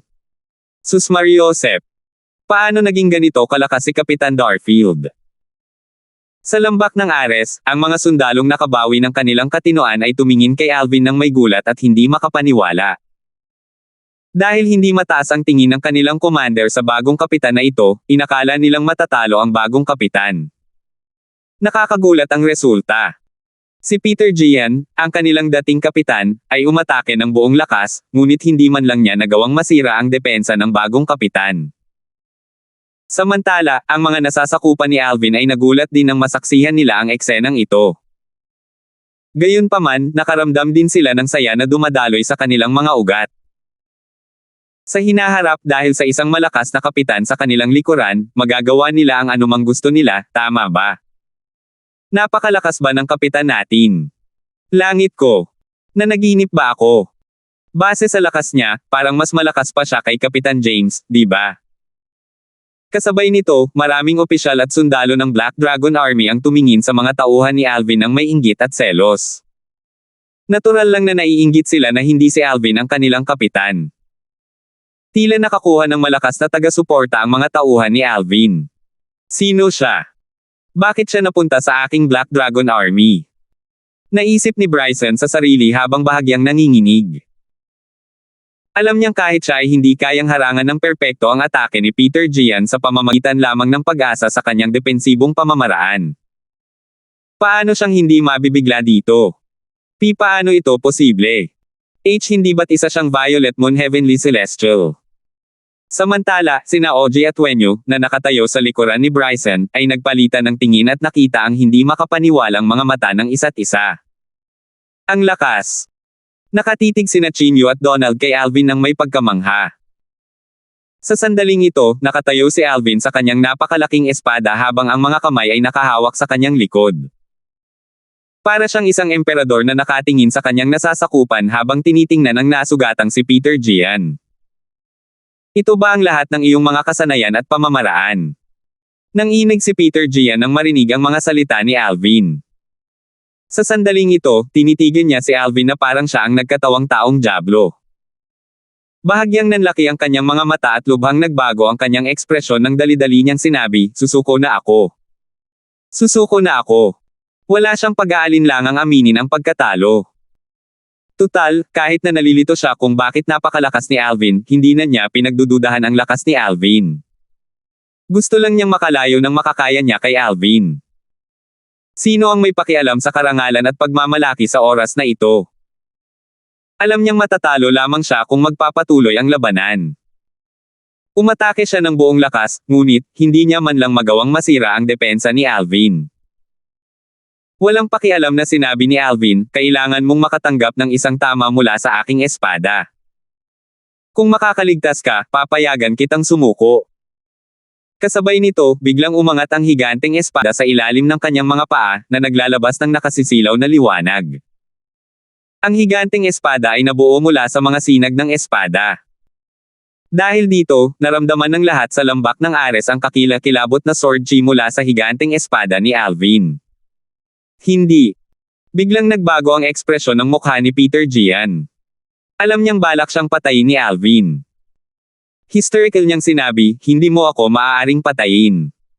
May patakaran tayo sa Black Dragon Army na nagbabawal sa atin na pumirma ng Death Pact. Kung papatayin mo ako, nilalabag mo ang mga patakaran ng Black Dragon Army, at mapaparusahan ka ng mabigat." Makikitang kumakapit siya sa mga straw nang banggitin niya ang mga patakaran ng Black Dragon Army. Bomb! Gayunpaman, ang tanging tugon ni Alvin ay ang espadang humihiwa pababa mula sa langit. Tila tinabyunan nito ang kalangitan sa sandaling ito. Ang matalas na talim ng higanteng espada ay hindi bumagsak kay Peter Gian, kundi kay Peter Gian ang bumagsak ang katawan nito. Tila isang malaking bundok ang sumusunod kay Peter Gian habang sinusubukang iwasan ito ni Peter Gian. Natuklasan ni Peter Gian na ang higanteng espada ay nakakulong sa kanyang aura kanina kaya wala siyang paraan para makatakas dito. Pakiramdam niya ay hindi na niya ito matiis. Tutal, 2 beses na siyang nasugatan kanina. Kahit nasa pinakamatinding kondisyon pa rin siya, halos hindi pa rin siya mabubuhay kahit ilabas niya ang lahat ng kanyang lakas. Ang kapangyarihan ng higanteng espada ay higit pa sa kanyang makakaya. Bomb! Patuloy na tutukan ng higanteng espada si Peter Gian, pinigilan siya. Sa isang kisap mata, lumulutang ito sa itaas ng kanyang ulo. Mabilis siyang humarap kay Bryson at nagmakaawa, "Hindi. Hindi. Iligtas mo ako, Panginoong Commander. Iligtas mo ako." Gayunpaman, walang ginawa si Bryson na parang nakatulala sa eksena. Putok! Sa sandaling ito, ang napakalaking espada, na tila hawak ng isang Diyos, ay bumagsak kay Peter Gian, na dumurog sa kanya. Sa sandaling bumagsak ito sa kanya, sumabog siya at naging ambon ng dugo. Tanging isang mahabang tungkod at isang spatial ring lamang ang nakita sa ambon ng dugo. Swoosh! Swoosh! Kasabay nito, si Alvin na lumilipad sa ere ay casual na itinaas ang kanyang kamay upang kunin ang celestial weapon at spatial ring ni Peter Gian bago itinago ang mga ito. Muling bumalot ang matinding katahimikan sa lambak ng Ares. Matagal bago tuluyang bumalik sa dati ang mga tao. Huminga sila ng malalim habang humahanga kay Alvin. Maging ang 4 na kapitan na nakatayo sa likuran ni Bryson ay nakatingin sa kanya ng may paghanga. Bahagyang nalungkot si OJ at Wenyo. Talagang pinagsisihan nila na hindi nila makita ang lakas ni Alvin. Talagang kinamumuhian nila si Peter Gian na pinatay ni Alvin dahil sa panlilinlang sa kanila. Kung hindi dahil kay Peter Gian, hindi nila iisipin na si Alvin ay isa lamang Violet Moon Heavenly Celestial. Sa sandaling ito, sa wakas ay nagsalita si Bryson, ang commander ng Black Army, sa mahinang boses habang nakatitig kay Alvin, Kapitan Darfield, wala kang kasunduan sa kamatayan kay Peter Gian, pero pinatay mo pa rin siya. Mukhang hindi mo sinunod ang mga patakaran ng Black Dragon Army, di ba? 2,605. Nang marinig ni Alvin ang tanong ni Bryson, tiningnan niya si Bryson nang may kahulugan at dahan-daang sumagot, nilabag ang mga patakaran. Commander, ang mga patakaran ay itinakda ng mga tao, tama ba? Bilang commander ng Black Dragon Army, lahat ay nakasalalay sa iyong mga salita kung nilabag ko ang isang patakaran o hindi ngayon. Bahagyang naniningkit ang kanyang mga mata nang magsalita siya. Kapitan Darfield, ano ang layunin mo sa pagpunta sa Black Dragon Army? Tanong ni Bryson sa mahinang boses. Matapos masaksihan ang pag-atake ni Alvin, nakita niya na si Alvin ay hindi mas mahina kaysa sa kanya. Bukod dito, may posibilidad na si Alvin ay mas malakas pa sa kanya. Bakit pupunta ang isang taong may ganitong lakas sa Black Dragon Army para lamang maging isang kapitan sa ilalim ng kanyang pamumuno? Hindi siya nag-aalala na ang kanyang posisyon bilang commander ng Black Dragon Army ay aalisin dahil lamang sa mas malakas si Alvin. Kung tutuusin, hindi madali para sa isang tao na italaga bilang isang commander. Ang proseso ay naiiba sa mga kapitan, centurion, at dekuraya na maaaring makuha ang kanilang mga posisyon sa pamamagitan ng purong lakas. Sa kabilang banda, ang isang commander ay kailangang personal na italaga ng gobernador ng lungsod. Sa madaling salita, kakailanganin ang pagsang-ayon ng gobernador ng lungsod upang maging isang commander. Prangkang sumagot si Alvin, naghahanap ako ng lugar para magtanim. Pinag-aralang mabuti ni Bryson si Alvin, sinusubukang alamin ang motibo ni Alvin. Gayunpaman, wala siyang nakitang anumang senyales na nagpapakita na nagsisinungaling si Alvin. Matapos itong pag-isipan, wala siyang maisip na dahilan para magkimkim ng masamang balak si Alvin sa Black Dragon Army. Naisip niya sa sarili, parang walang anumang bagay sa Black Dragon Army na karapat-dapat sa kanyang atensyon. Sa huli, nagpasya siyang huwag na itong isipin pa at sumulyap na lamang kay Alvin bago siya umalis sa Valley of Ares. Ang pag-alis ni Bryson ay walang dod ang nagpapahayag ng kanyang paninindigan sa insidente ngayon. Tila hindi na niya itutuloy ang usapin ng pagpatay ni Alvin kay Peter Gian. Hindi nagulat ang mga opisyal at sundalong naroon sa lambak ng Ares sa kinalabasang ito. Bagamat hindi nakipaglaban ang kanilang commander kay Alvin, malinaw na si Alvin ay kasing lakas, kung hindi man mas malakas, ng kanilang commander. Dahil dito, kahit na nais ng kanilang commander na panagutin si Alvin sa pagkamatay ni Peter Gian, maaaring hindi niya ito magawa maliban kung iuulat niya ang bagay na ito sa gobernador ng lungsod. Kahit na noon, batay sa kanilang nalalaman tungkol sa gobernador ng lungsod, siya ay isang taong pinahahalagahan ang talento. Hanggat walang masamang intensyon si Alvin sa Bloody Spectre City, malamang na hindi rin niya pananagutin si Alvin sa pagkamatay ni Peter Gian. Tutal, si Peter Gian na napatay ay wala sa lugar na kasing halaga ni Alvin. Pagkaalis ni Bryson, sa ilalim ng magmasid na mga mata ng lahat, sina OG at Wenyo, dalawa sa mga kapitan ng Black Dragon Army, ay lumipad patungo kay Alvin at masiglang nag-usap. Kapitan Darfield, hindi ko inaasahan na itatago mo ang lakas mo. Ang lalaking iyon, si Peter Gian, ay tunay na bulag dahil tinawag kang Violet Moon Heavenly Celestial. Tama. Tama. Ang songgit na si Peter Gian na yan. Isang karangalan para sa kanya na kaya niyang mamatay sa mga kamay mo. Samantala, kinutya sila ni Alvin ng palihim. Noong una, dalawa sa kanila ang nagbago ng kanilang saloobin nang ideklara ni Peter Gian na isa lamang siyang Violet Moon Heavenly Celestial. Dahil dito, hindi niya pinansin ang kanilang pagiging palakaibigan. Hindi niya pinansin silang dalawa at nilapitan ang dalawa pang kapitan na nasa eksena, sina Donald Hale at Chin Yu. Nagpaalam siya sa kanila. Kapitan Hale, Kapitan Chin, aalis muna ako dahil nagmamadali akong mag-cultivate. Mag-ingat ka, Kapitan Darfield, mabilis na tugon nina Donald at Chin Yu. Bagamat isa lamang kapitan na katulad nila si Alvin, hindi nila siya tinangkang tretuhin bilang kapantay. Kung tutuusin, batay sa lakas na ipinakita niya kanina, tila hindi naman mas mahina ang lakas niya kaysa sa lakas ng kanilang commander.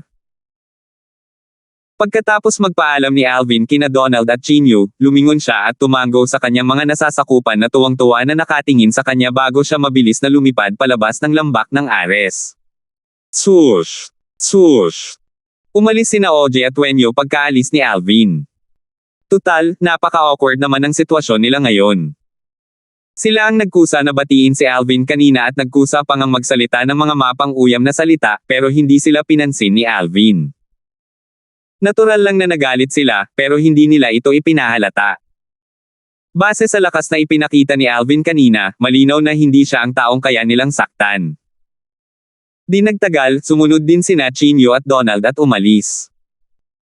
Nang mawala ang mga matataas na opisyal, nagkagulo ang mga sundalo sa lambak ng Ares. Hindi ko talaga inaasahan na magiging ganito kalakas si Kapitan Darfield. Sa palagay ko ay hindi siya mas mahina kaysa sa ating commander, buntong hininga ng isang centurion.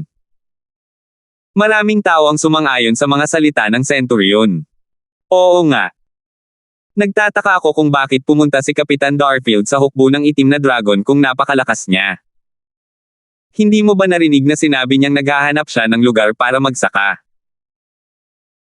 Bukod sa nakahiwalay na silid ng gobernador ng Lord City, ang pinakamagandang lokasyon ng pagsaka sa loob at paligid ng Bloody Spectre City ay ang mga lokasyon ng Black Dragon Army at mga tolda ng mga commander at kapitan ng Silverworm Army. Ano kaya ang magiging ekspresyon ng mga mula sa hukbong Silverworm kung malaman nilang mayroon tayong kapitan na kasing lakas ng ating commander? Walang duda na magiging kahanga-hanga ito. Ang mga opisyal at sundalo ng hukbong itim na dragon ay labis na nakatuon sa kanilang mga talakayan kaya't nanatili sila sa lambak ng Ares ng kalahating araw. Ang kanilang masiglang talakayan ay umikot sa kanilang bagong kapitan.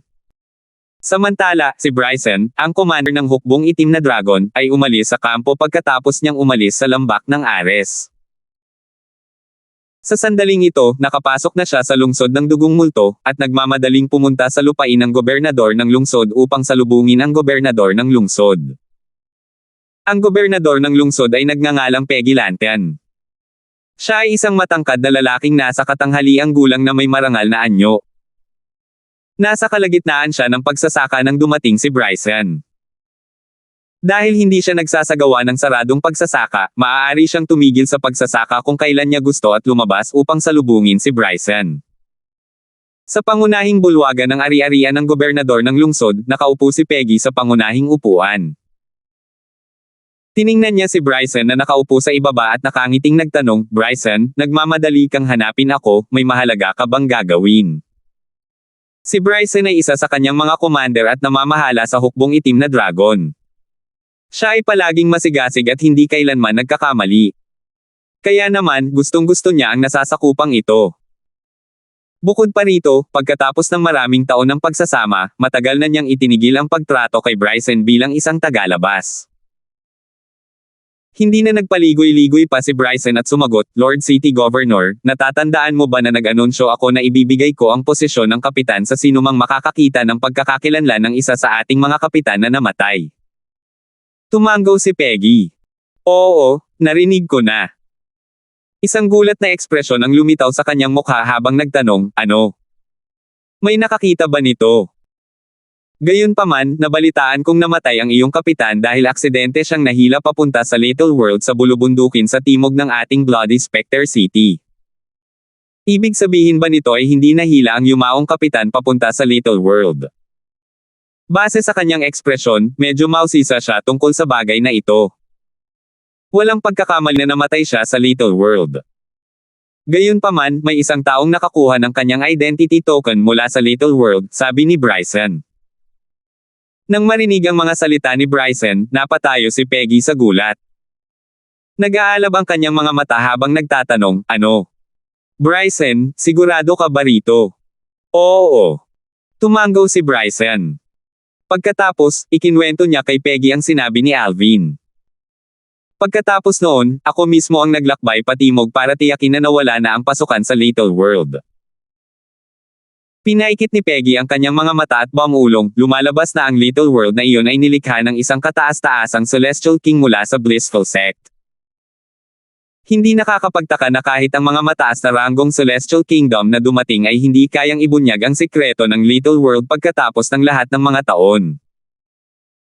Tutal, ang blissful sect ay mas malakas kaysa sa mga puwersa ng mga mataas na ranggong celestial kingdom. May bahid ng pagkamangha at paggalang ang maririnig sa kanyang boses habang nagsasalita siya tungkol sa blissful sect. Para sa isang taong tulad niya, kahit ang isang mataas na ranggong celestial kingdom ay hindi niya maabot, lalo na ang blissful sect na mas malakas. Ang iyong bagong kapitan ay, tunay ngang mapalad na naiwang buhay ang little world. Sa sandaling ito, isiniwalat ni Bryson ang dahilan ng kanyang pagbisita. Panginoong Gobernador ng lungsod, narito ako ngayon dahil sa kanya. Nasaksihan ko ang kanyang lakas kanina, hindi siya mas mahina kaysa sa akin. 2,606. Pagkasabi ni Bryson, nanlaki ang mga mata ni Peggy sa gulat. Ano? Hindi ba siya mas mahina kaysa sa iyo? Oo. Tumanggaw si Bryson at ikinwento ang lahat ng nangyari sa lambak ng Ares habang dinudurog niya ang isang celestial talisman. Isang maliit at malinaw na ingay ang umalangaw-ngaw sa hangin nang lumitaw ang isang projected screen sa pangunahing bulwagan.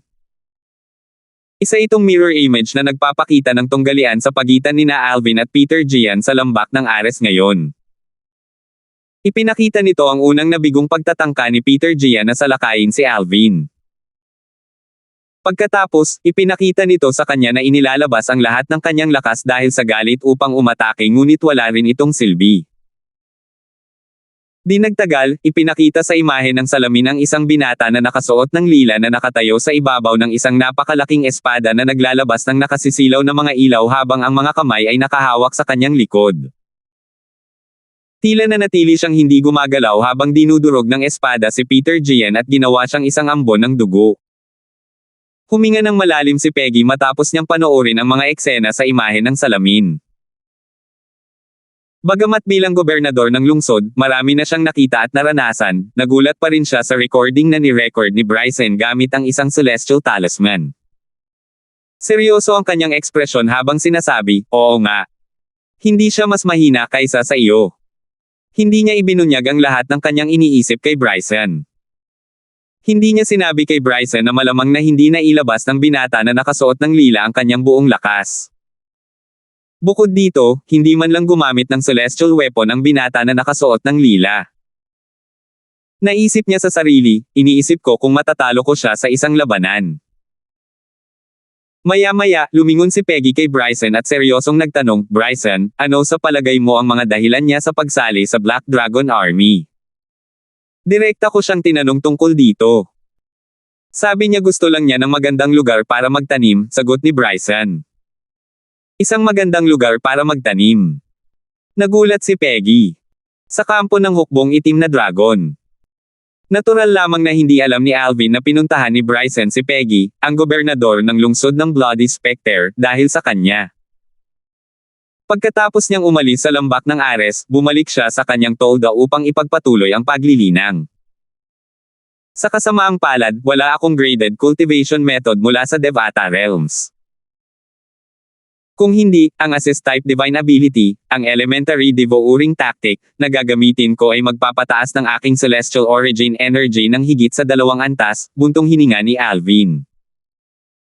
Dati, sinabi sa kanya ni Elder Wu, ang espiritu ng pagoda ng 7 Treasures Exquisite Pagoda, na ang Assist-type Divine Ability, ang Elementary Devouring Tactic, ay isang pambihirang Divine Ability kahit sa Devata Realms. Gayunpaman, ang Assist-type Divine Ability ay magagawa lamang nitong ilabas ang buong potensyal nito pagkatapos na ang kanyang Celestial Origin Energy ay mapaga ng isang graded cultivation method mula sa Devata Realms.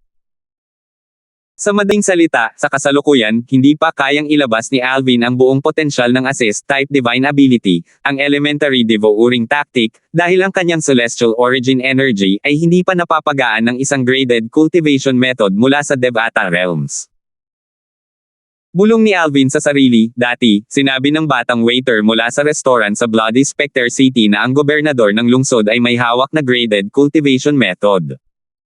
Tila, 3 lang ang naglilinang nito sa buong lungsod. Ang mga taong ito ay ang gobernador ng lungsod at ang mga commander ng Black Dragon Army at ang Silverworm Army.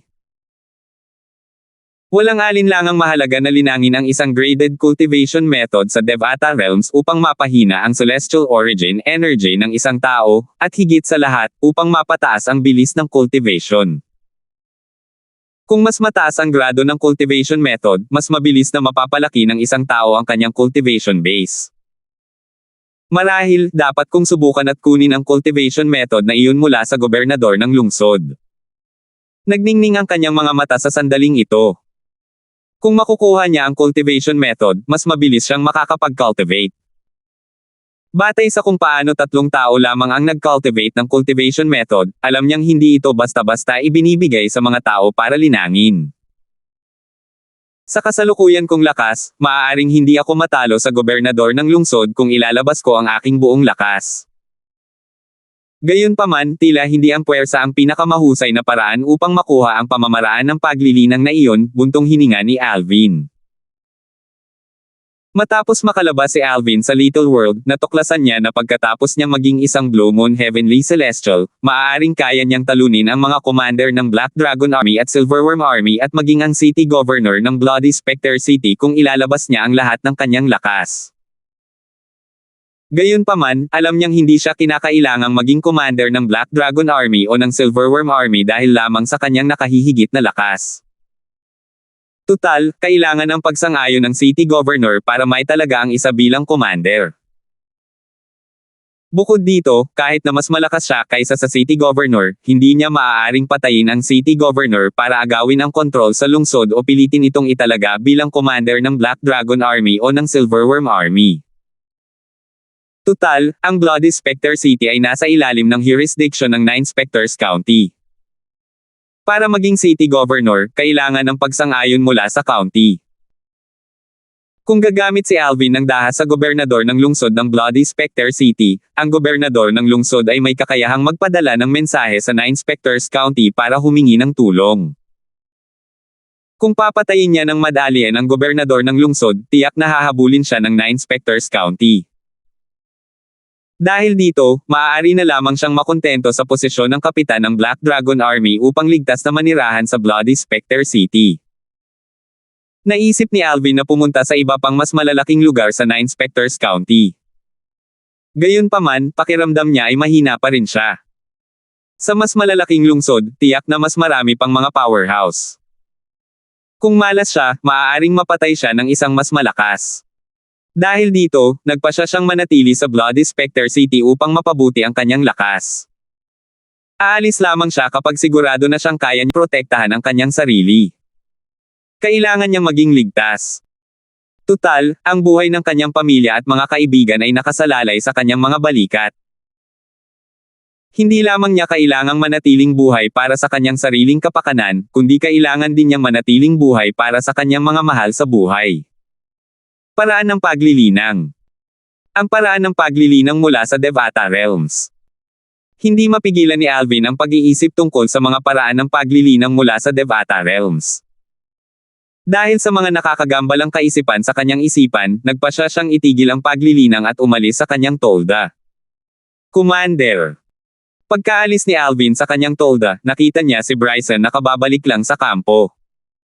Lumapit si Bryson kay Alvin at magalang na binati ito, Kapitan Darfield. Hindi niya tinatrato si Alvin na parang nakatataas kundi bilang kapantay. Natural lamang, ito ay dahil napagpasyahan niyang hindi naman nakababa sa kanya si Alvin. Commander, totoo ba na ang ating Bloody Specter City ay mayroong yellow grade cultivation method? Prangkang tanong ni Alvin habang nakatingin kay Bryson. Ang yellow grade cultivation method ay ang metodo na taglay ng City Governor ng Bloody Specter City. Tulad ng Celestial Methods at Divine Abilities sa Devata Realms, mayroon ding mga grado para sa cultivation method sa Devata Realms. Ang pinakamababang grado ay yellow grade cultivation methods. Gayunpaman, mas mainam pa rin ito kaysa sa mga cultivation methods na walang grado. Halimbawa, ang 9 Dragon's War Sovereign technique na nilinang ni Alvin ay itinuturing na isang ungraded cultivation method sa Devata Realms. Bagamat maaari niyang ipagpatuloy ang cultivation sa metodo na iyon, ang kanyang cultivation speed ay magiging mas mabagal kumpara sa kung cultivate siya ng isang graded cultivation method. Bukod dito, hindi kayang pabagalin ng Nine Dragons War Sovereign Technique ang kanyang Celestial Origin Energy na magbibigay daan sa kanya na ilabas ang buong potensyal ng kanyang Assist-type Divine Ability at pataasin pa ang kanyang Celestial Origin Energy. Oo.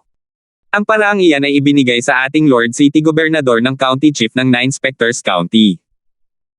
Sa Bloody Specter City, tanging ang Lord City Gobernador, ang commander ng Silverworm Army, ang Golden Serpent Guards, at ako ang nakapaglinang ng paraang iyan. Tumango si Bryson. Mga gininto ang bantay ng ahas. Bahagyang nagulat si Alvin. Hindi niya alam na nilinang din ng mga gininto ang bantay ng ahas ng gobernador ng lungsod ang pamamaraang iyon. Oo. Tumango si Bryson. Kaya ang dahilan kung bakit lahat ng 100 Golden Serpent Guards ay mga Golden Celestial ay kadalasang dahil sa Yellow Grade Cultivation Method. Napagtanto ni Alvin. Dati, medyo nagulat siya nang sabihin sa kanya ng batang waiter na ang bawat isa sa 100 Golden Serpent Guards ay mga Golden Celestial. Tutal, mayroon lamang mga 10 Golden Celestial sa Black Dragon Army at Silverworm Army. Nang marinig ni Bryson ang mga salita ni Alvin, umiling siya. 100 gininto ang bantay ng ahas. Mali iyan. Sa totoo lang, ang gobernador ng lungsod ay mayroon lamang 18 ginto ang bantay ng ahas, at kilala sila bilang 18 gininto ang bantay ng ahas. Bagamat 18 lamang sila, mas malakas sila kaysa sa sinumang kapitan sa hukbong itim na dragon at hukbong silverworm. Sandali siyang tumigil bago sinabi, "Natural, hindi ka kasama rito, Kapitan Darfield. Commander, kung gusto kong linangin ang pamamaraan ng paglilinang na iyan, sa palagay mo ba ay handa ang gobernador ng lungsod na ibahagi ito sa akin?" Prangkang tanong ni Alvin. 2,607. Nang maharap sa tanong ni Alvin, prangkang sumagot si Bryson, "Magiging napakahirap nito." Lubos na pinahahalagahan ng gobernador ng lungsod ang pamamaraan ng paglilinang na iyon. Ituturo lamang niya ang pamamaraan sa isang taong pinagkakatiwalaan niya at nakamit na ang isang partikular na base ng paglilinang. Pagkatapos, tiningnan niya si Alvin ng may kahulugan bago muling sinabi, "Tiyak na natutugunan ng iyong base ng paglilinang ang mga kinakailangan ng gobernador ng lungsod, ngunit tungkol sa tiwala. Kung naglilingkod ka sa Black Dragon Army ng mga dekada o siglo, maaaring handa kanyang turuan sa oras na iyon." Mga dekada o siglo. Umiling si Alvin. Hindi pa kasama ang Black Dragon Army, pero hindi siya maaaring manatili ng matagal sa Bloody Specter City. "Kahit hindi ako mag-cultivate ng graded cultivation method ngayon, kaya ako pa ring cultivate ng kasing bilis ng commander ng Black Dragon Army at ng city governor ng Bloody Specter City sa pamamagitan lamang ng pag-asa sa aking 79 na heavenly veins." Matapos niyang pag-isipan ito, nagpasya siyang isantabi na lang ang bagay na ito. Bagamat wala pang graded cultivation method si Alvin sa ngayon, mayroon siyang 79 na heavenly veins na ikaiinggitan ng lahat. Sa Devata Realms, kapaki-pakinabang ang pagkakaroon ng mas maraming heavenly veins dahil makakatulong ito sa isang tao na mapakilos ang celestial origin energy at mag-cultivate ng mas mabilis. Bukod dito, naisip niya na madali niyang makukuha ang graded cultivation method pagkatapos niyang mapabuti ang kanyang lakas at umalis sa Bloody Specter City. Sa Bloody Specter City, ang yellow grade cultivation method ay itinuturing na isang walang kapantay na kayamanan. Sigurado siya na ang malalakas na puwersa sa Nine Specters County ay magkakaroon ng mas mataas na grado ng cultivation method. Sinabi rin ng batang waiter na magkakaroon ng mga graded na pamamaraan ng paglilinang na ilalagay sa subasta paminsan-minsan sa Nine Specters County. Dahil sa kaisipang ito, nakaramdam ng ginhawa si Alvin. Pagkatapos magpaalam kay Bryson, bumalik siya sa kanyang tolda. Nagawa niyang kumalma at nagsimulang maglinang. Pagkatapos ng isang oras na paglilinang, isang malakas na boses ang umalangaw-ngaw mula sa labas ng tolda ni Alvin, na nagpagising sa kanya mula sa kanyang paglilinang. "Panginoong Kapitan." Ham! Iminulat ni Alvin ang kanyang mga mata, at bahagyang sumimangot ang kanyang mukha. Gayunpaman, lumabas pa rin siya ng kanyang tolda dahil alam niyang ang boses ay galing sa isa sa kanyang mga tauhan. Ito ang senturyon na kanyang nasugatan. "Ano ang maitutulong ko sa iyo?" Tanong ni Alvin. Alam niyang may mahalagang bagay na kailangang iulat ang Centurion batay sa boses nito na puno ng pag-aalala. Panginoong Kapitan, may dala akong mensahe. 2 Centurion at 7 Decurion mula sa ating mga tropa ang banihag sa isang restaurant sa Bloody Spectre City ni Kapitan Clint ng Silverworm Army. Hiniling niya sa akin na sabihin sa iyo na personal mong kunin sila. Mabilis na isiniwalat ng Centurion ang dahilan ng kanyang pagbisita. 2 sa aking mga Centurion at 7 sa aking mga Decurion ang banihag ng isang kapitan ng hukbong Silverworm. Agad na dumilim ang ekspresyon ni Alvin. Medyo naantig si Alvin nang makita niya kung paano siya pinagkatiwalaan ng kanyang mga nasasakupan sa lambak ng Ares at kung paano nila siya ipinagtanggol.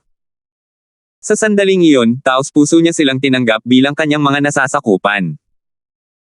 Kaya naman, nang mabalitaan niyang banihag ang kanyang mga nasasakupan ng isang kapitan mula sa hukbong Silverworm, nakaramdam siya ng galit na dumadaloy sa kanyang mga ugat. Dalhin mo ako doon. Utos ni Alvin. Mabilis na humakbang ang Centurion upang manguna sa daan ng walang pag-aaksaya ng oras. Habang naglalakbay, tinanong ni Alvin ang Centurion, ano ang pangalan mo? Panginoong Kapitan, ako si Tungzen, magalang na sagot ng Centurion. Bagamat nasugatan siya ni Alvin kanina, at hindi pa rin gumagaling ang kanyang pinsala, hindi siya nagdamdam kay Alvin dahil alam niyang siya ang may kasalanan. Sabihin mo nga sa akin kung paano nagsimula ang alitan sa mga tao mula sa hukbong Silverworm. Bagamat hindi gaanong magkasundo ang hukbong itim na dragon at ang hukbong Silverworm, hindi naman kikilos ng walang ingat ang kapitan ng hukbong Silverworm, di ba? Tanong ni Alvin. Panginoong Kapitan, ang problema ay... Detalyadong ikinwento ni Tungzen ang lahat habang pinangungunahan niya ang daan. Lumalabas ang bagay na ito ay may kaugnayan kay Alvin. Matapos niyang talunin si Peter Gian sa lambak ng Ares, ang kanyang mga nasasakupan, 2 Centurion at 7 Decurion, hindi kasama si Tungzen, ay pumunta sa isang restaurant sa Bloody Spectre City upang magdiwang. Dahil malakas silang nag-uusap tungkol sa nangyari sa lambak ng Ares, narinig ng isang kapitan at ilang Centurion mula sa hukbong Silverworm ang kanilang pag-uusap. Sinasabi ng mga taong iyon mula sa hukbong Silverworm na nagyayabang at nagsisinungaling ang kanyang mga nasasakupan. Dahil naroon ang isang kapitan ng hukbong Silverworm, natural na sumang-ayon ang lahat sa restaurant sa mga tao mula sa hukbong Silverworm at inakusahan sina Tungzen at ang iba pa ng pagsisinungaling. Natural lamang na hindi napigilan ni Tungzen at ng iba pa ang sarili na maakusahan kaya sinimulan nilang ipagtanggol ang kanilang mga sarili. Sa kasamaang palad, natabunan ng ibang mga bisita sa restaurant ang kanilang mga boses. Bagamat pakiramdam nila ay nagawan sila ng mali, nagpasya silang umalis sa restaurant habang tinatitigan sila ng lahat ng may paghamak. Gayunpaman, pinigilan silang umalis. Ang taong pumihil sa kanila sa pag-alis ay walang iba kundi ang kapitan ng hukbong Silverworm. Isa lamang sa kanila ang pinayagan ng kapitan ng hukbong Silverworm na umalis para maiparating ng taong iyon ang kanyang mensahe kay Alvin. Gusto niyang personal na makuha ni Alvin ang kanyang mga nasasakupan dahil gusto niyang makita kung anong uri ng tao ang pumalit kay James, ang dating kapitan ng mga tropa ni Alvin. Dahil mas mahina ang 10 nasasakupan ni Alvin kaysa sa kapitan ng hukbong Silverworm, 9 sa kanila ang tanging nagawang manatili habang si Tungzen ay umalis ng restaurant upang bumalik sa kampo at iparating ang mensahe kay Alvin. Nang marinig ang mga salita ni Tungzen, nanliit ang mga mata ni Alvin at nagningning sa galit. Clint, kapitan ng hukbong Silverworm. Kay dominante naman. Bagamat mukhang kalmado si Alvin, si Tungzen na nangunguna sa daan ay malinaw na nakaramdam ng panginginig sa kanyang gulugad sa sandaling ito. Ramdam na ramdam niya ang galit ni Alvin. Galit na galit si Lord Captain. Bago sila makarating sa Bloody Spectre City, nagpatuloy siya sa pagsasabing, Lord Captain, ang lakas ni Clint ay nasa top 3 sa 10 kapitan ng Silverworm Army. Bukod sa pagiging kapitan, bayaw din siya ng commander ng Silverworm Army. Dahil dito, kahit ang ating dating kapitan, si James, ay hindi basta-basta siyang gugulatin kahit na hindi siya mas mahina kaysa kay Clint. Pagkatapos, lumingon si Tungzen kay Alvin at sinabing, maaari mo lang ipakita ang kaunting lakas mo kay Clint at ilayo ang ating mga tauhan. Kung maaari, subukang huwag siyang saktan. Ang commander ng Silverworm Army ay kilalang mapagtanggol. Nang makita niya ang blankong ekspresyon sa mukha ni Alvin, nagulat ang kanyang puso, at dali-dali niyang sinabi, "Natural, hindi ko pinagdududahan ang iyong lakas. Ayoko lang na magdulot sa iyo ng gulo ang ating alitan." Dahil nasaksihan niya ang lakas ni Alvin sa lambak ng Ares, tiwala siyang madaling matatalo ng kanyang kapitan si Clint. Gayunpaman, hindi siya sigurado kung ang kanyang kapitan ay kayang tapatan ng commander ng Silverworm Army. "Sige, alam ko na ang gagawin," walang pakialam na sagot ni Alvin. Mula sa simula hanggang ngayon, nanatiling kalmado ang kanyang ekspresyon. Hindi nagtagal at nakapasok na sila sa Bloody Spectre City. Si Alvin, na nag-aalab sa galit, ay sumunod kay Tungzen sa isang medyo mamahaling restoran. May nakasabit na tabla sa pasukan ng mga restoran na may nakasulat na, "Licensed Restaurant." Batay sa kaligrapya, ang mga salita ay isinulat ng may kapangyarihan gamit ang isang malakas na kamay. Kaya naman, hindi mahirap sabihin na ito ay isinulat ng isang lalaki. Sa sandaling ito, maraming tao, sa lupa at sa himpapawid, ang nagsisiksikan sa pasukan ng restoran. Lahat sila ay nakadungaw na parang may kakaibang nangyayari sa loob. Nang makita si Tungzen ng ilang matatalim ang mata sa karamihan, nagsimula silang sumigaw. "Nandito sila! Nandito sila!" Ang centurion mula sa hukbong itim na dragon ang umalis kanina. Bumalik na siya. Ang binatabang nakasuot ng lila sa tabi niya ang bagong kapitan ng hukbo ng itim na dragon. Tumayo si Tungzen sa gilid ng pasukan at magalang na sinenyasan si Alvin na pumasok. "Panginoong Kapitan, pakiusap po." Kalmadong pumasok si Alvin sa restoran. Agad na lumapit sa kanya ang mga nakamasid habang naglalakad siya. Tutal, ang binata na nakasuot ng lila ay isang kapitan ng Black Dragon Army, isa siyang taong hindi nila kayang i-provoke. Samantala, sinundan ni Tungzen si Alvin papasok sa restoran. Gayunpaman, pagkakapasok ni Alvin sa restoran, isang pamilyar na boses ang sumigaw sa gulat, "Ikaw ba yan? Salamat po at sinamahan ninyo ako, ingat lagi mga master."